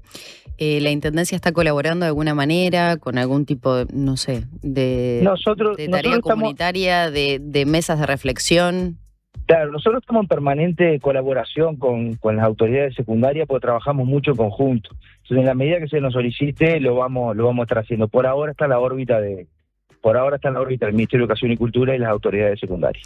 Para no salir de este tema vinculado a la educación, Leñani, le quiero preguntar por el anuncio que se realizó hace algunas horas, nada más respecto a la instalación de una UTEC en la zona de Las Piedras. Hace un tiempo lo veníamos trabajando, Canelones y aparte tú como Canarias sabés que somos un país, dentro de un país Exacto. Que tenemos distintas realidades. Valoramos Nicolí, Ciudad está finalmente hay un temita el día 25 de mayo y la idea es que el 2 de junio pueda estar instalándose la UTEC allí en el Parque Tecnológico Canario sobre Elías Regules en Las Piedras. La experiencia que nosotros hemos se han compartido el interior. Leñani, estamos teniendo una cuestión así con la comunicación, seguramente vamos a intentar cortar y volver a reinstalar la llamada, ¿le parece? Hola, yo escucho perfecto. Sí, pero se nos está cortando, vamos a probar cortar y volver a llamar a ver si podemos restablecer esa comunicación. Y como recién decía el intendente canario Francisco Leñani, en estas últimas horas se confirmó justamente la instalación de un centro de la Universidad Tecnológica, de la UTEC, en la zona de Las Piedras. Así él hacía referencia a ese polo tecnológico que está ubicado en esa zona del departamento, que tiene muchas variaciones, ¿no? El departamento de Canelones, pero que bueno, se intenta poner el foco allí. ¿Qué carreras va a contemplar y a cuántas personas va a alcanzar? ¿Qué capacidad, qué matrícula va a tener esta justamente universidad tecnológica en el departamento de Canelones? Por otro lado, hay muchos temas vinculados a desarrolladores con mega proyectos, como se ha señalado también, que tienen lugar en Médanos de Solimar para que, bueno, finalmente se reduzcan la altura de las torres más altas sobre la avenida Yanatacio, cómo vienen las consultas por parte de la coordinadora del Frente Amplio, así que estos temas ya los vamos a tener. Creo que Leñani ya está nuevamente en línea, estábamos hablando de este anuncio de las últimas horas. Sí, exacto. El 25 de mayo vamos a estar suscribiendo un acuerdo con la UTEC. Decíamos que la experiencia compartida por los intendentes en la órbita del Congreso es muy pero muy buena. Nosotros vamos a estar abriendo las puertas de la UTEC en el Parque Tecnológico Canario, ahí sobre Elías Regules, el 2 de junio, así que bueno, que es un desembarco en Canelones, que habíamos valorado otras alternativas como Nicolich, como Ciudad de la Costa. Finalmente, o por lo menos en esta primera instancia, va a estar desembarcando Las Piedras, lo cual es una muy buena noticia y ha generado gran repercusión en todo el departamento. La verdad que desde el anuncio hasta ahora que estoy hablando con ustedes, los mensajes son muy alentadores, así que estamos muy contentos por esa iniciativa. Imagino que sí. ¿Qué carreras va a contemplar? ¿Ya se pueden conocer? ¿Qué matrícula o capacidad va a tener? Por ahora, el 2 de junio vamos a arrancar con un diploma que es Gestión Inteligente del Transporte. Esto viene atado a una serie de anuncios, además, que estábamos haciendo el día de ayer allí en Atlántida. Nosotros denominamos abril el mes de la innovación, con una serie de acciones que dentro de las que se enmarca este anuncio de la UTEC en Las Piedras. Canelones está trabajando con las empresas de transporte del departamento para incorporar una flota eléctrica, un total de 35 a través de un fideicomiso con CAF, y bueno, esta gestión inteligente del transporte tiene poco que ver con eso, y va a ser el primer diploma, el primer curso que se va a estar trabajando a partir del 2 de junio.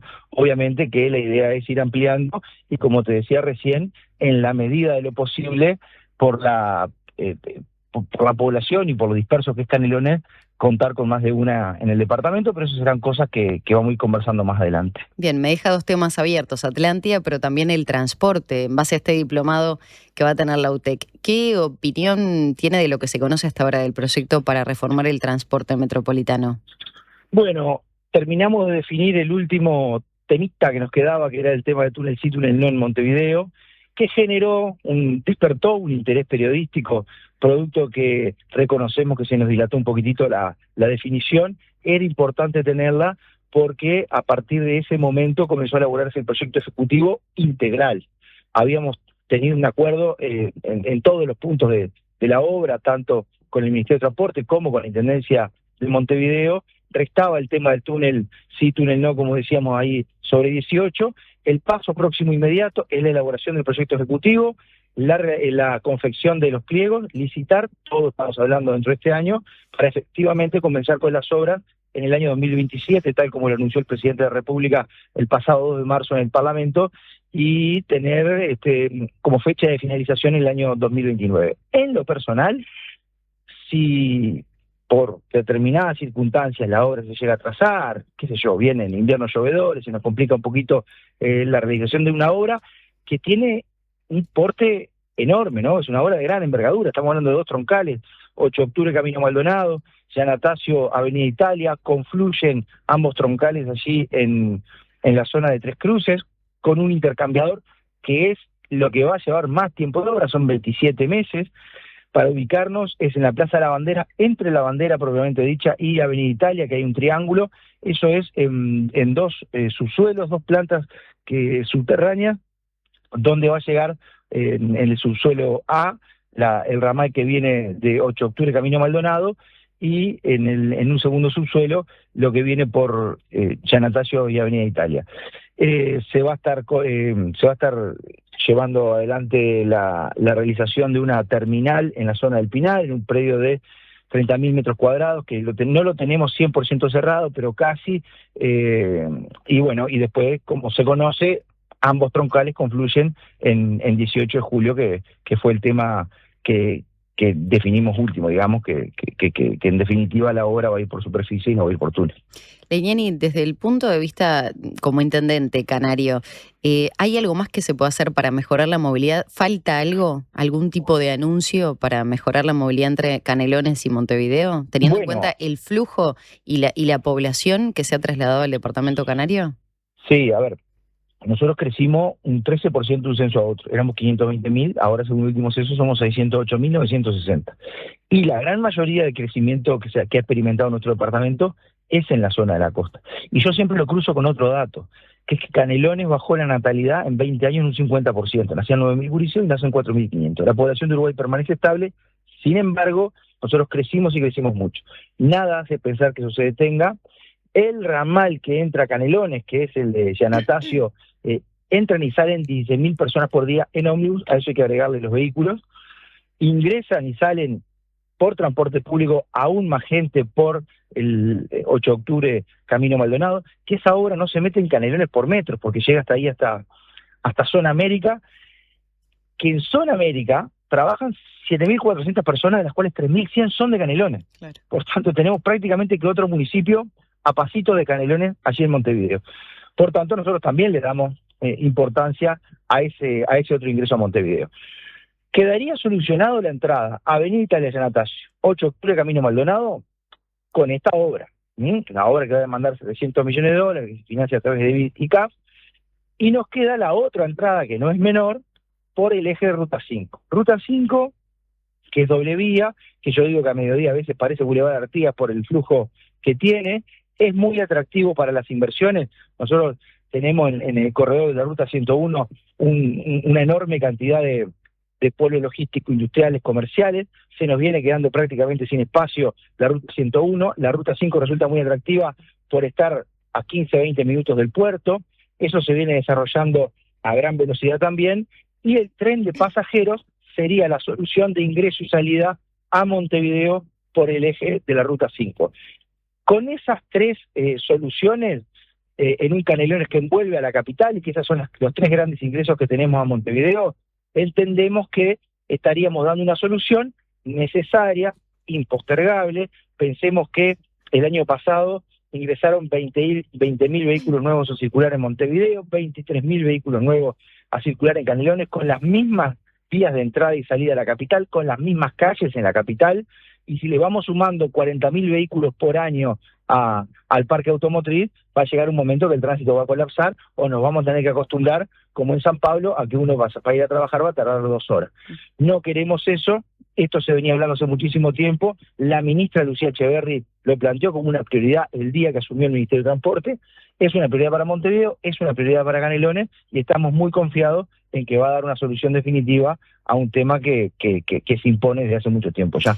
Y el anuncio vinculado a, el restablecimiento del tren de pasajeros que podría unir Montevideo y Progreso, ¿también favorece la movilidad en el departamento? Y quita un poco de vehículos, sobre todo de ese transporte, ya sea colectivo o individual, en Ruta 5? No nos cabe la menor duda, porque además, tanto el tren de pasajeros como el BRT, que son ómnibus que tienen una fisionomía de un tren, no pensemos que son los ómnibus que circulan hoy en la capital, son ómnibus rápidos, confortables, porque aparte tenemos que motivar al particular a dejar su vehículo y subirse a un medio de transporte público. Entonces les tenemos que dar confort para viajar, velocidad para viajar, y tanto el tren de pasajeros como esta solución que se encontró del BRT no lo está inventando Uruguay. Esto funciona, tampoco nos tenemos que ir a Finlandia. Esto funciona en la región. BRT hay en Curitiba, tren de pasajeros hay en Buenos Aires, hay en Brasil. O sea, yo lo que digo es que si en la región funciona, en Uruguay tiene que funcionar, no tengo la menor duda. No, repito, no lo estamos inventando. Quienes propusieron este medio, esta solución para el transporte metropolitano, vieron como el funcionamiento que tenía en Brasil, en Bogotá, en Medellín, en todos lados funciona y en todos lados se solucionó. Por tanto, no tengo duda que acá va a ocurrir lo mismo. Esta mejora en el transporte, en los tiempos de viaje que unen al departamento de Canelones con Montevideo, podría generar que más gente se siga volcando al departamento canario, ¿no? Para vivir. Bueno. Y en ese sentido le pregunto, ¿está preparado Canelones para absorber más gente, teniendo en cuenta que el año pasado había señalado que el departamento no llega al 30% del saneamiento en todo su territorio? Bueno, pero se está trabajando en saneamiento, se está trabajando en el eje Ruta 5 con un proyecto que venía del periodo pasado, en los municipios 18 de Mayo, Progreso, Las Piedras. Se va a estar trabajando en saneamiento en Tala, en Sauce. Conocido es que el gobierno de Canelones, a través de un fideicomiso, recordemos que el saneamiento es algo en Montevideo que corresponde a la Intendencia, en el interior del país le corresponde a OCE. Nosotros le planteamos a Ferreri en el mes de febrero del año pasado, un mes antes de asumir, la necesidad que teníamos nosotros de contar con saneamiento en nuestro principal balneario. Él nos manifestó que estaba ingresando a OCE con $50 millones ya comprometidos, sin firmar un nuevo contrato, sin ejecutar una nueva obra, y que no podía darnos esa cobertura. Por tanto, en acuerdo con los 3 candidatos que comparecieron a las elecciones de mayo, porque necesitábamos una mayoría especial. Canelones espalda financiera tiene, viene presentando superávit consecutivo desde el año 2013, Canelones tiene que está bien considerado en el sistema financiero. Siempre que hoy hemos ido a la Bolsa de Valores a emitir fideicomiso, nos encontramos con una demanda que supera el doble de la oferta que pone Canelones. Vamos a ir a la Bolsa de Valores a buscar los fondos en este caso también. Nos faltaba el respaldo político. Para eso se necesitaba una mayoría especial de 21 votos, el Frente cuenta con 18 en la Junta Departamental, y obtuvimos una votación de 28 votos en 31. Todos los partidos políticos y todos los sectores de los partidos políticos, por lo menos algún edil, acompañó la iniciativa. Eso va a posibilitar contar con saneamiento en nuestro principal balneario. Vamos a tener un retorno por 2 vías, porque la Intendencia de Canelones va a estar cobrando la tasa de saneamiento durante el plazo que dure el pago del fideicomiso, y por las que no lo podemos cuantificar ahora, por las contribuciones inmobiliarias nuevas.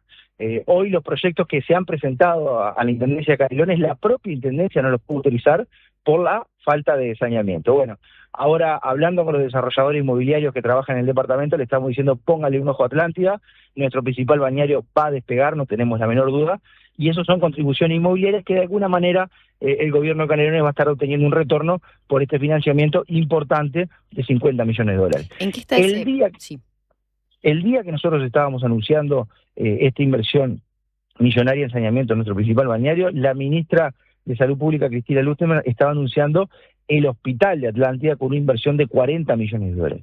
El mismo día estábamos anunciando $90 millones de inversión en nuestro principal balneario. Y a esto hay que agregarle una inversión importante también de OCE y Ministerio de Ambiente, con una reserva de agua en el Solís Chico de 6 millones de metros cúbicos y un tendido de cañería hasta Jauregui y Berry, que va a dar solución al tema del agua en Costa de Oro, que todos los veranos es un problema. Entonces, esa obra va a mandar 36 meses de ejecución. Entonces, en los próximos años vamos a estar contando con hospital en Atlántida, con saneamiento en nuestro principal balneario, y vamos a tener solucionado el agua en Costa de Oro. Yo creo que este crecimiento sostenido de población, porque si bien Canelones creció un 13%, en los balnearios de Costa de Oro la población se ha multiplicado por 2 o por 3 de un censo a otro. Indudablemente nos hace pensar de que se va a acentuar el crecimiento poblacional en esa zona del departamento, y siendo la pregunta que me realizaba recién, sí, Canelones está preparado para recibir a toda esa cantidad de gente, que no tenemos la menor duda que va a elegir Canelones para vivir. Ya aprovecho a consultarlo porque justamente se había hablado mucho de un mega emprendimiento inmobiliario en la zona del Águila, en Atlántida, y usted había señalado que por falta de saneamiento no se estaban aprobando este tipo de proyectos en el balneario. ¿Esto revierte la situación y ya le da luz verde? Lo que pasa que con respecto a este proyecto, que habitualmente se hace también, primero se anuncia por cuestiones comerciales, antes de ingresar formalmente el proyecto a la Intendencia de Canelones. Nosotros hoy todavía no tenemos un papel de ese proyecto dentro de la Intendencia.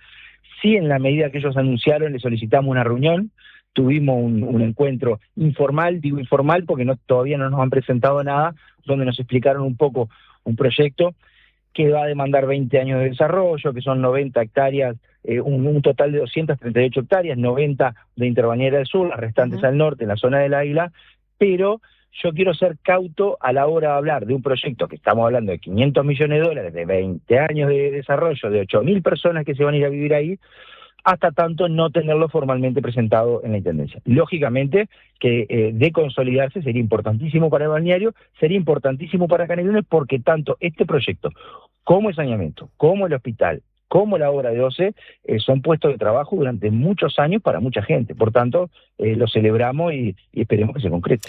Y respecto al megaproyecto de Médanos de Solimar, que bueno, se había manejado mucho el tema de las alturas, de las torres más altas sobre la avenida San Atasio, el Frente Amplio con las coordinadoras locales y de Ciudad de la Costa en particular, junto a ediles del oficialismo, estaban realizando consultas con colectivos de la zona. ¿Cómo viene esa situación?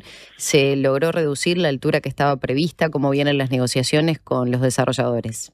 Eso está en la órbita de la Junta Departamental. Nosotros en la costa hemos autorizado altura de hasta 20 pisos, 60 metros, que es lo máximo que se permite por parte de INASEA.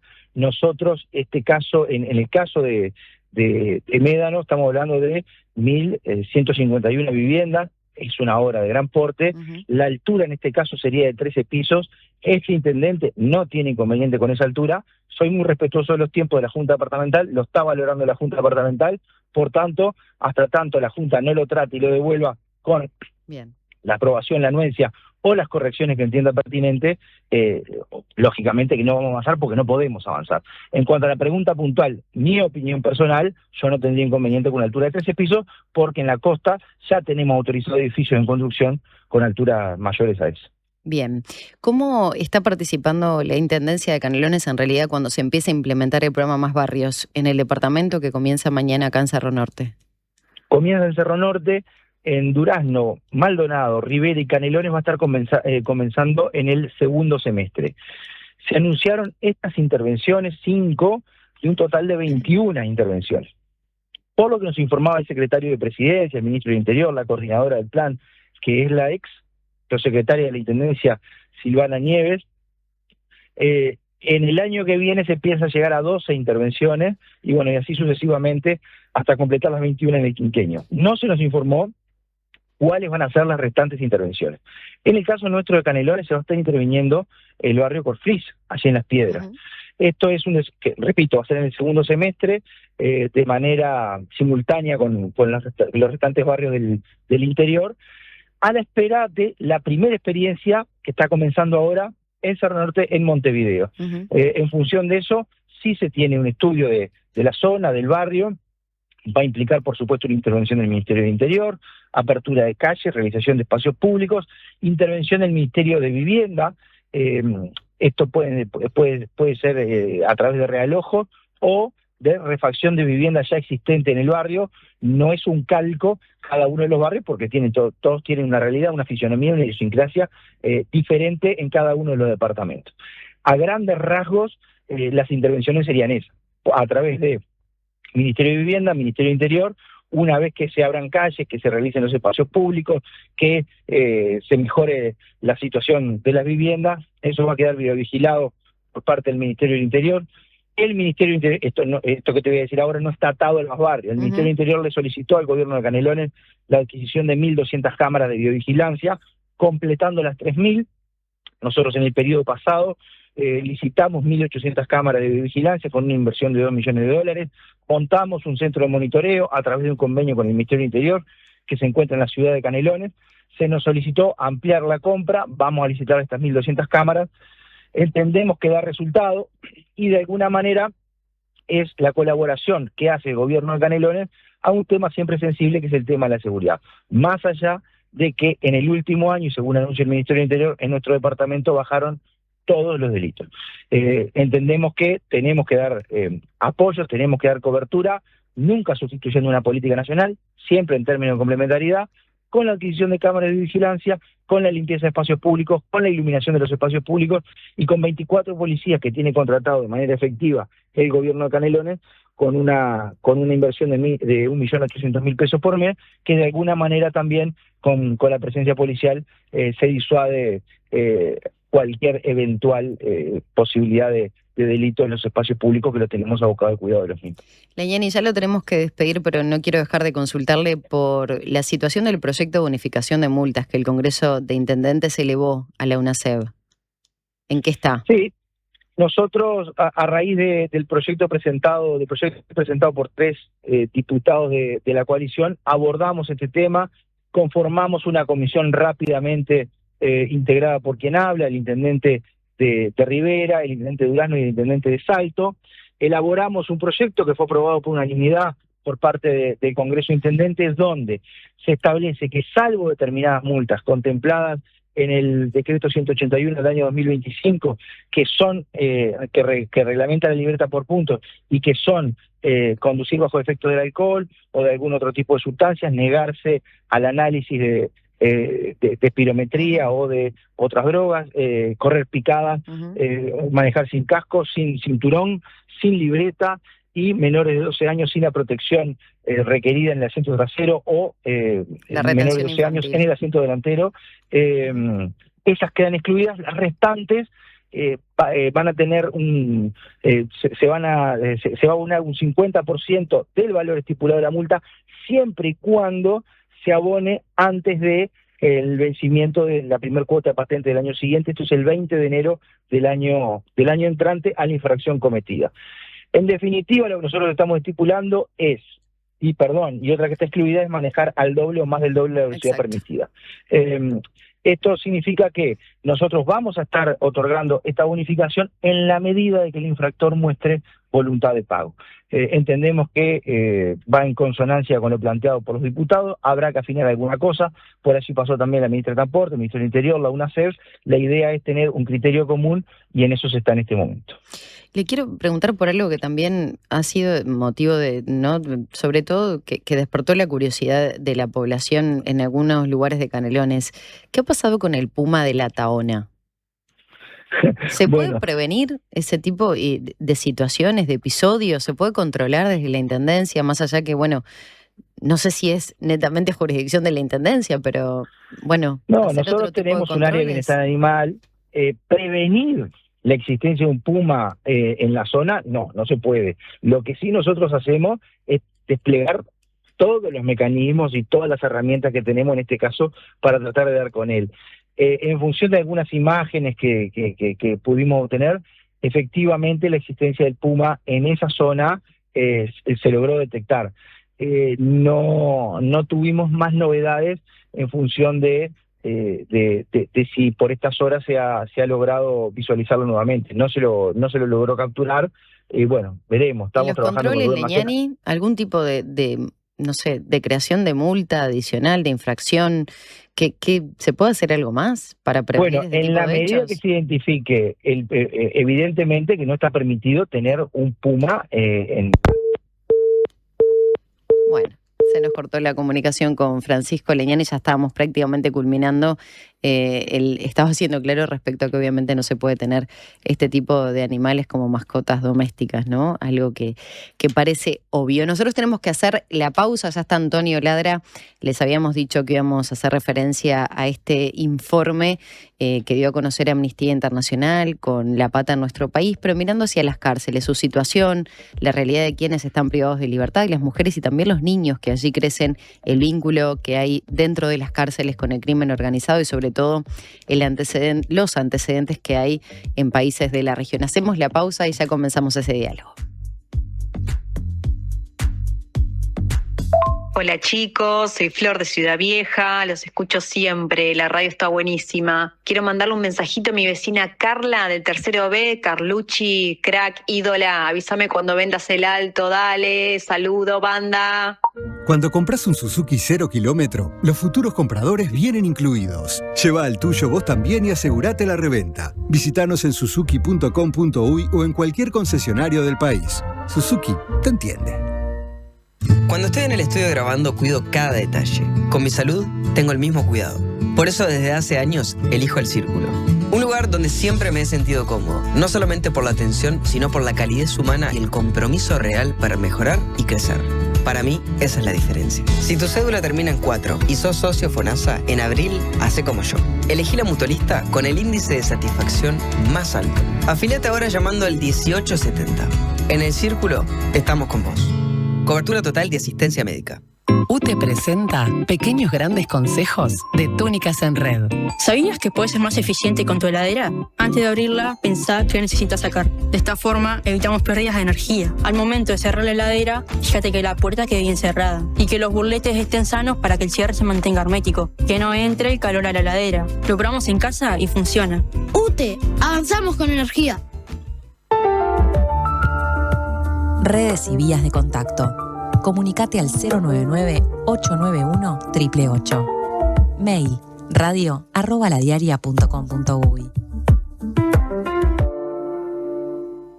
La salud visual es un derecho. En Óptica Guzmán te ofrecemos precios populares y productos de calidad. Tenemos descuentos para afiliados a todos los sindicatos. Seguinos en Guzmán Óptica. Visítanos en Colonia 1457 bis, casi Barrio Zamorín, en la parada del ómnibus. Óptica Guzmán. Vení a ver. Dale, decile. Mamá. En Tigo, sabemos que un buen día siempre trae una buena sorpresa.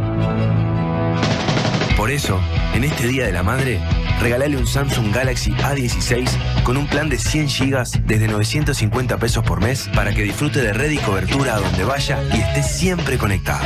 Encontralo en todas nuestras tiendas o en tigo.com.uy. Tigo, lo bueno pasa contigo.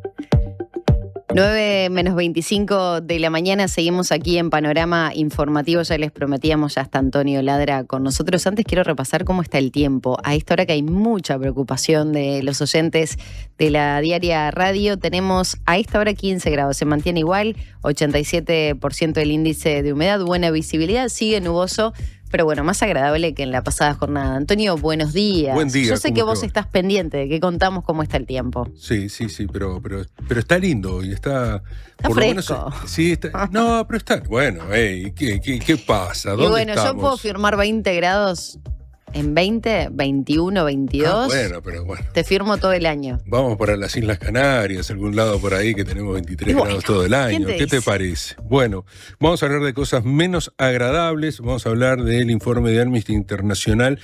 La sección Uruguay presentó ayer muchos puntos, pero yo tomé uno solo que me pareció importante, que es el tema de las cárceles, porque Uruguay ha diseñado un sistema de seguridad basado en la cárcel.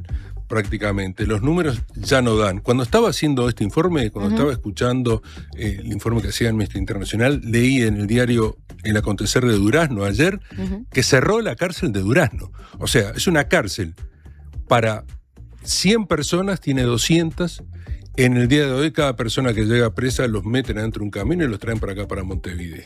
O sea, fíjate toda la movida que tienen que hacer para hacer eso. Entonces, Amnesty habla de un notorio deterioro, de hacinamiento que empeora año a año. Esta es una muestra. Lo dice el informe, pero ya lo sabemos. Y Uruguay se ha convertido, también lo hemos hablado, lo hablamos acá cuando se presentó el informe de AECA también, en el país con más presos por habitante de toda Sudamérica por una decisión política, hay que decirlo. Y esto tiene consecuencias, porque en 20 años la población privada de libertad se triplicó. Pasamos de un país con tasas moderadas de encarcelamiento a tener entre 450 y 470 presos cada 100.000 habitantes. Y no hubo guerra, no hubo una ola de homicidios, nada que explique un encarcelamiento de esta característica. Lo que hubo fue una política penal que se infla cada vez que hay un problema de inseguridad, cuando la cárcel en sí mismo, el encarcelamiento también es un problema de inseguridad. Se elige la cárcel como una respuesta casi automática. Y no estoy diciendo con esto que hay que liberar a los presos, ni mucho menos. Es decir, el que cometió un delito, que lo cumpla, pero hay que buscar qué manera se cumplen y no tanto cárcel, cárcel, ¿no? Entonces tenemos un sistema saturado, se encierra sobre todo a quienes. Varones es la mayoría, varones jóvenes, pobres, con baja calificación, por delitos que muchas veces son de mediana gravedad. Y también mujeres, y también niños. Pero eso, si te parece, lo hablamos enseguida. Hacemos una pequeñísima pausa, creo, Antonio, que es muy interesante el abordaje que vas a hacer para entender un poco, porque hay muchos discursos que hoy surgen, ¿no? Lo vimos en la interpelación, lo vimos en señalamientos que se hacen sobre todo de la oposición respecto a la liberación de presos.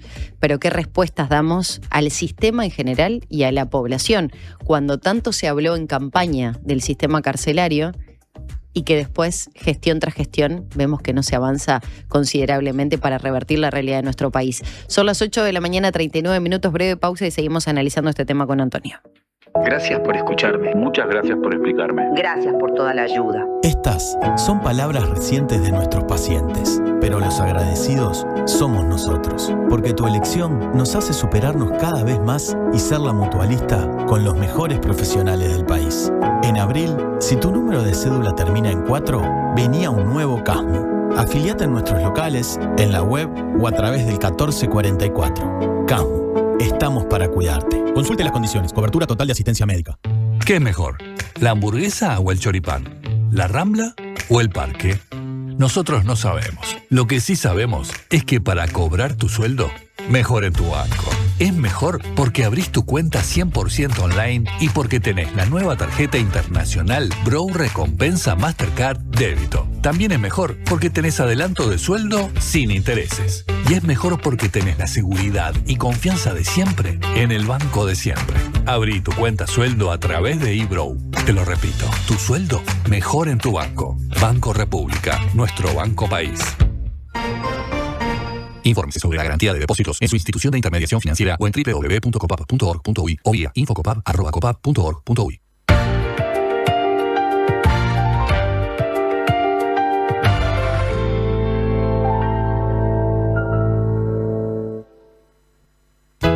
¿Usted sabe por qué nos siguen eligiendo?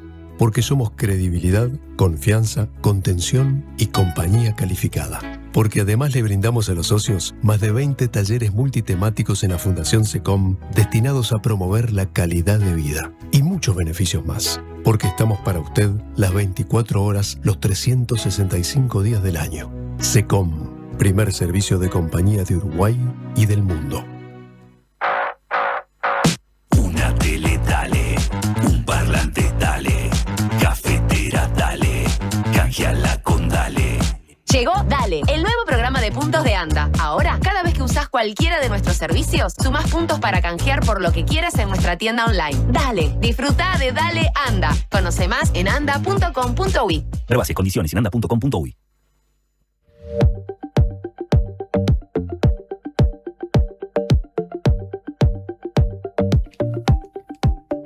Ya estamos en las 9:20 de la mañana, sigue gris en la capital, se había asomado el sol un poquito, pero bueno, es lo que nos toca por estas horas. Antonio, veníamos analizando la realidad de nuestro país, expresabas este informe de Amnistía Internacional y sobre todo una realidad que nos impacta, por ejemplo la de Durazno, pero también cuando miramos a quiénes son las personas privadas de libertad, esos hombres jóvenes, también mujeres con niños, mujeres con bebés que viven tras los barrotes. Sí, sobre todo se encierra varones, lo que decía, ¿no? Varones jóvenes, pobres, con baja calificación y que además en la cárcel no se forman, ¿no? O sea, uno dice, bueno, tiene baja calificación, ¿cuántos salen recuperados o salen con un oficio, salen con...?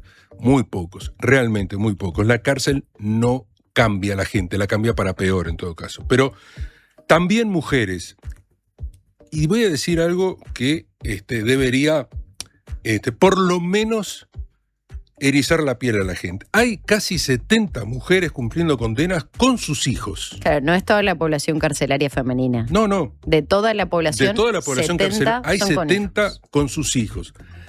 72 gurises de menos de 4 años, que viven en una celda. Entonces yo me pregunto, Uruguay, nuestro país, nos llenamos la boca hablando de infancia, de derechos humanos, naturalizó que haya niños chicos, bebés durmiendo entre barrotes. Es inadmisible. Pero esto es un dato que ya lo conocíamos, que ya lo hemos hablado en otras oportunidades, pero cada vez que sale yo creo que tendría que llamar la atención a la gente, ¿no? Y hay un punto clave que suele quedar fuera del debate. La experiencia internacional, ¿qué señala respecto a mujeres con hijos? No, están en una prisión domiciliaria o en lugares especiales, pero no en una cárcel, compartiendo la cárcel con otras mujeres, con otras personas, en una situación... Estar durmiendo con barrotes, presos. Los niños están presos. Los niños están pagando las culpas, entre comillas lo digo, de su madre. O sea, es inadmisible. En la dictadura pasó esto. En la dictadura hay un diputado del MPP, ahora no me acuerdo el nombre de él, que es uno de los hijos de las cárceles. O sea, él estuvo, como es es diputado del MPP, vive en el cerro, toca la guitarra, todo, y no me acuerdo del nombre. Mirá vos. Ya pero no bueno, va a salir. Ya va a salir. Esto es el Alzheimer que me está... Ay, no, por favor. Bueno, pero...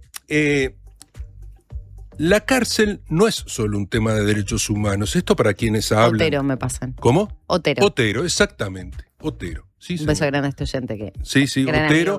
Yo lo entrevisté porque sacó un libro justamente. Fue alcalde del Cerro. Fue alcalde y además, no solamente eso, él cuenta en su libro, cuenta su experiencia como hijo... Gabriel Otero, ahora me salió. Como hijo de una cárcel, estar viviendo en la cárcel. Y esto fue en la dictadura. La cárcel no es solamente un tema de derechos humanos, es también un problema de seguridad, porque las prisiones uruguayas están descritas por expertos internacionales como extremadamente vulnerables a la infiltración del crimen organizado. Eso lo sabemos, ya conocemos esa historia. Es decir, hay un riesgo o no, pero sí algo concreto de que los que mandan en determinados pabellones no sean los funcionarios del Estado. sino que sean las bandas, los jefes de las bandas. Eso está ocurriendo. Es decir, la cárcel es eso también.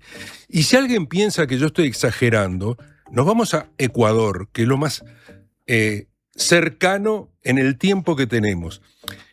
Ecuador hace menos de 10 años era uno de los países más tranquilos de América del Sur. Y no se volvió de la noche a la mañana en un infierno de homicidios porque sí. Ahora tienen homicidios, sicariato, crimen organizado, atentados en los sets televisivos, secuestran a alguien en un programa de mayor rating. Pero hubo una secuencia. ¿Cuál fue esa secuencia? Cárceles abarrotadas, las ocupaciones por encima del 130%. Y acá estamos teniendo algo parecido. Las condiciones degradadas totalmente, corrupción estructural. Hay una banda que se llama la Banda de los Choneros que usa esos espacios como cuartel general, los espacios carcelarios, ¿no? Maneja las drogas, las armas, las extorsiones de adentro. Y el Estado creyó que el problema era intracarcelario, que se resolvía ¿cómo? Levantando más módulos, más soldados en la puerta, y cuando reaccionó tenía enfrente un problema que no era solamente penitenciario, era una guerra. Lo que hoy se vive en Ecuador es casi una guerra. En la región el patrón se repite. En Brasil triplicó la población carcelaria y crecieron en ese caldo de cultivo el PCC, que tiene presencia acá en Uruguay, el Comando Vermelo, cuyo líder estuvo viviendo acá en Uruguay hace un tiempo. Entonces, nacieron estas organizaciones criminales para gestionar un orden dentro de las cárceles que el Estado no podía hacer. El Estado fracasaba con todo eso.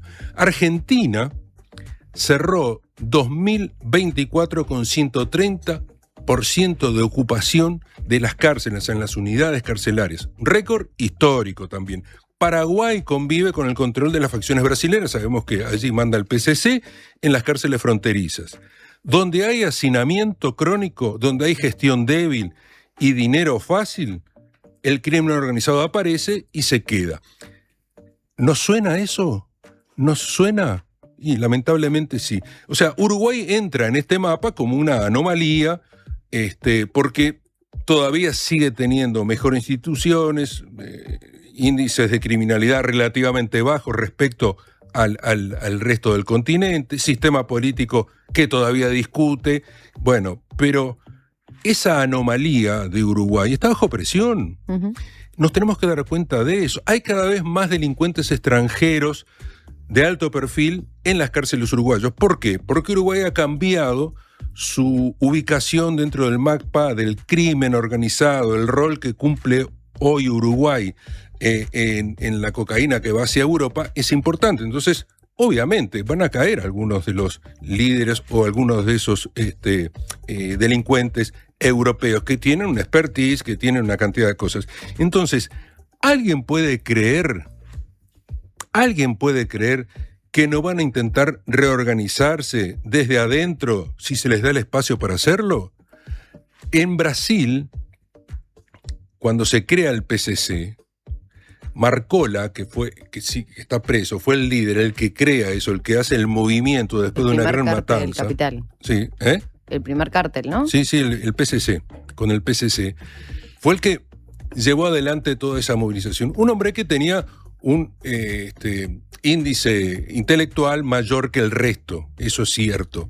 Ahora, ¿quién será el Marcola uruguayo? ¿O ustedes se creen, los políticos, se creen que acá no puede llegar a pasar? ¿A ustedes no les llama la atención que un líder como Fernández Albín hizo un ayuno carcelario y estaba en una situación de aislamiento total y lo siguieron otros presos en el penal de Libertad y en el Comcar? ¿Cómo se enteraron? ¿Cómo llegaron a eso? ¿Ustedes no creen que una persona como Fernández Albín puede llegar a liderar, puede ser líder dentro de las cárceles? Es decir, son preguntas que me hago. Yo no digo que sea así, pero son datos a tomar en cuenta. ¿Y por dónde pasa la solución, Antonio? Desde tu expertise, desde tu conocimiento, desde tu estudio respecto a estos temas. Yo lo que creo que hay que tomar además, perdón, entre paréntesis, la otra vuelta hablábamos, lo hablamos con Sanjurjo acá, cuánto se gastaba por preso. Sí. Se estaba gastando $1.000 por mes, pero ahora se gasta... Por preso. Ahora se gasta menos y tenemos casi 17.000. Se gasta menos porque la masa de dinero que hay es la misma y aumenta la cantidad de preso, entonces cada vez es menos. Son millones igual. Millones de dólares. Son millones de dólares por mes. ¿Cuáles son los resultados? Magros, absolutamente magros. Pero no lo digo yo, lo dice la propia directora del INR. Lo que se está invirtiendo en cárceles no compensa con los resultados que hay. Porque además se trata de buscar una... cambiar esa situación y es casi imposible hasta ahora con lo que hemos tenido. ¿Cuál es la solución? Yo no tengo la vara mágica, pero hay que buscar otro tipo de soluciones. Por ejemplo, medidas alternativas. Porque estas mujeres que están presas, estas 70, ¿sabes por qué están presas? Por haber querido pasar droga, unos gramos de droga para su esposo, su marido, su hijo, lo que fuera, en la cárcel. ¿A usted le parece que estar con su hijo o con su nieto en la cárcel es lo que tienen que pagar? Digo, me parece inadmisible todo eso. Sobre todo hay que analizar también los contextos de esas mujeres, ¿no? Bueno, cuando claro, muchas veces se habla de presiones desde dentro de la cárcel, amenazas y demás, bueno, termina siendo un poco concluyente que la solución para estas personas no es la privación de la libertad. No, por supuesto. Entonces, cuando se ven obligadas por amenazas. Sí, por amenazas, sin duda. Digo, por ese lado. Entonces, la lógica esta del encierro masivo, que aparte cada vez que hay un problema dicen aumentemos las penas y es un coro que se mueve por ahí, lo que hace es prometer más ladrillo, la construcción de 2 cárceles ahora de máxima seguridad, que nadie sabe cómo se va a financiar, pero sale una pasta, y no se toca el modelo de a quién se encierra y por qué, y por cuánto tiempo, y con qué sentido. Es decir, ¿queremos apagar un incendio? Echando nafta. Esa es la realidad, total, ¿no? Entonces, acá en Uruguay queremos que las cárceles sigan siendo la herramienta central de política de seguridad, aún sabiendo que no reduce la violencia, que está generando un sistema carcelario en descomposición. Estamos dispuestos a seguir inflando el número de presos y al mismo tiempo aceptar que las cárceles se vuelvan cada vez más ingobernables. Esa es la realidad. ¿Sabes por qué no está pasando ahora nada? Porque los líderes, los que están en el penal de libertad, no les conviene porque están haciendo negocio. Pero el día que no puedan hacer negocio, va a haber un motín. ¿A qué te referís con negocio? ¿Negocio dentro de la cárcel? ¿Negocio desde dentro de la cárcel negocio hacia dentro de la cárcel? ¿Qué fue lo que nos dijo Sanjurjo? ¿Cuánto era la masa de dinero que se movía de droga adentro de la cárcel?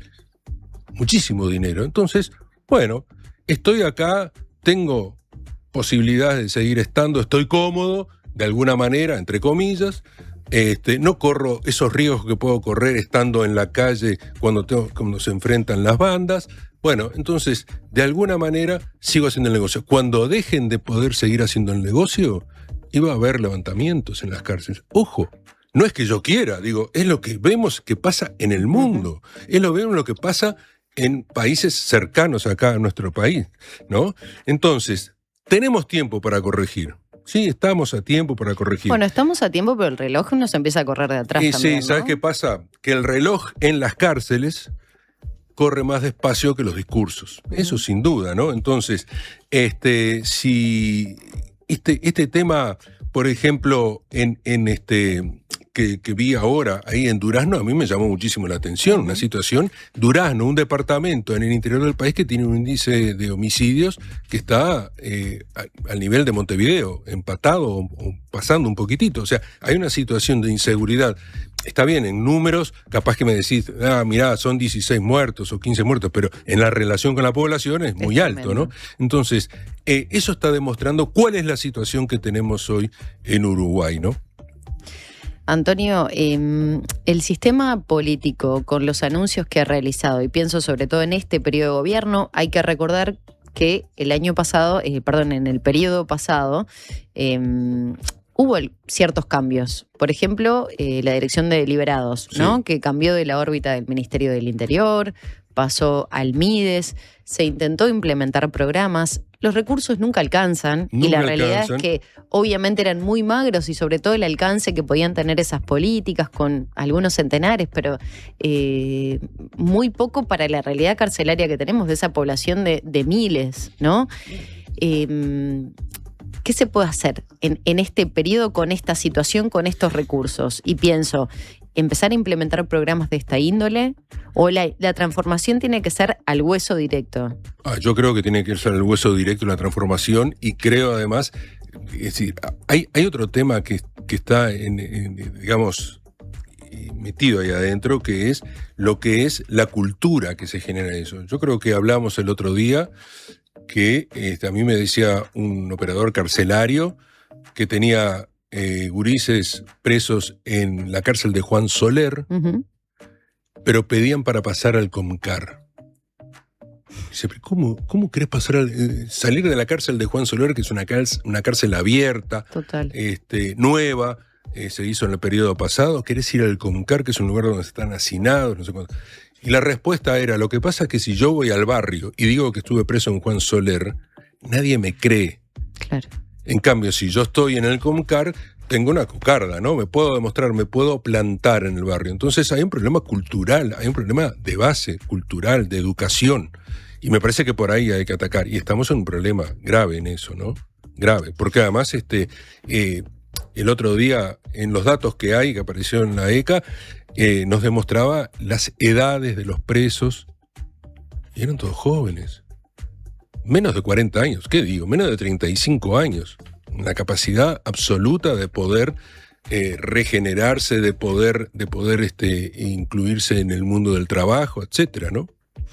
Antonio, nuevamente gracias. Mira, no quería dejar pasar un mensaje de Alicia que mandaba vía WhatsApp y decía, siempre aporta mucho Antonio Ladra, además de su excelente forma de transmitir. Por favor, ¿cuándo se presenta el libro?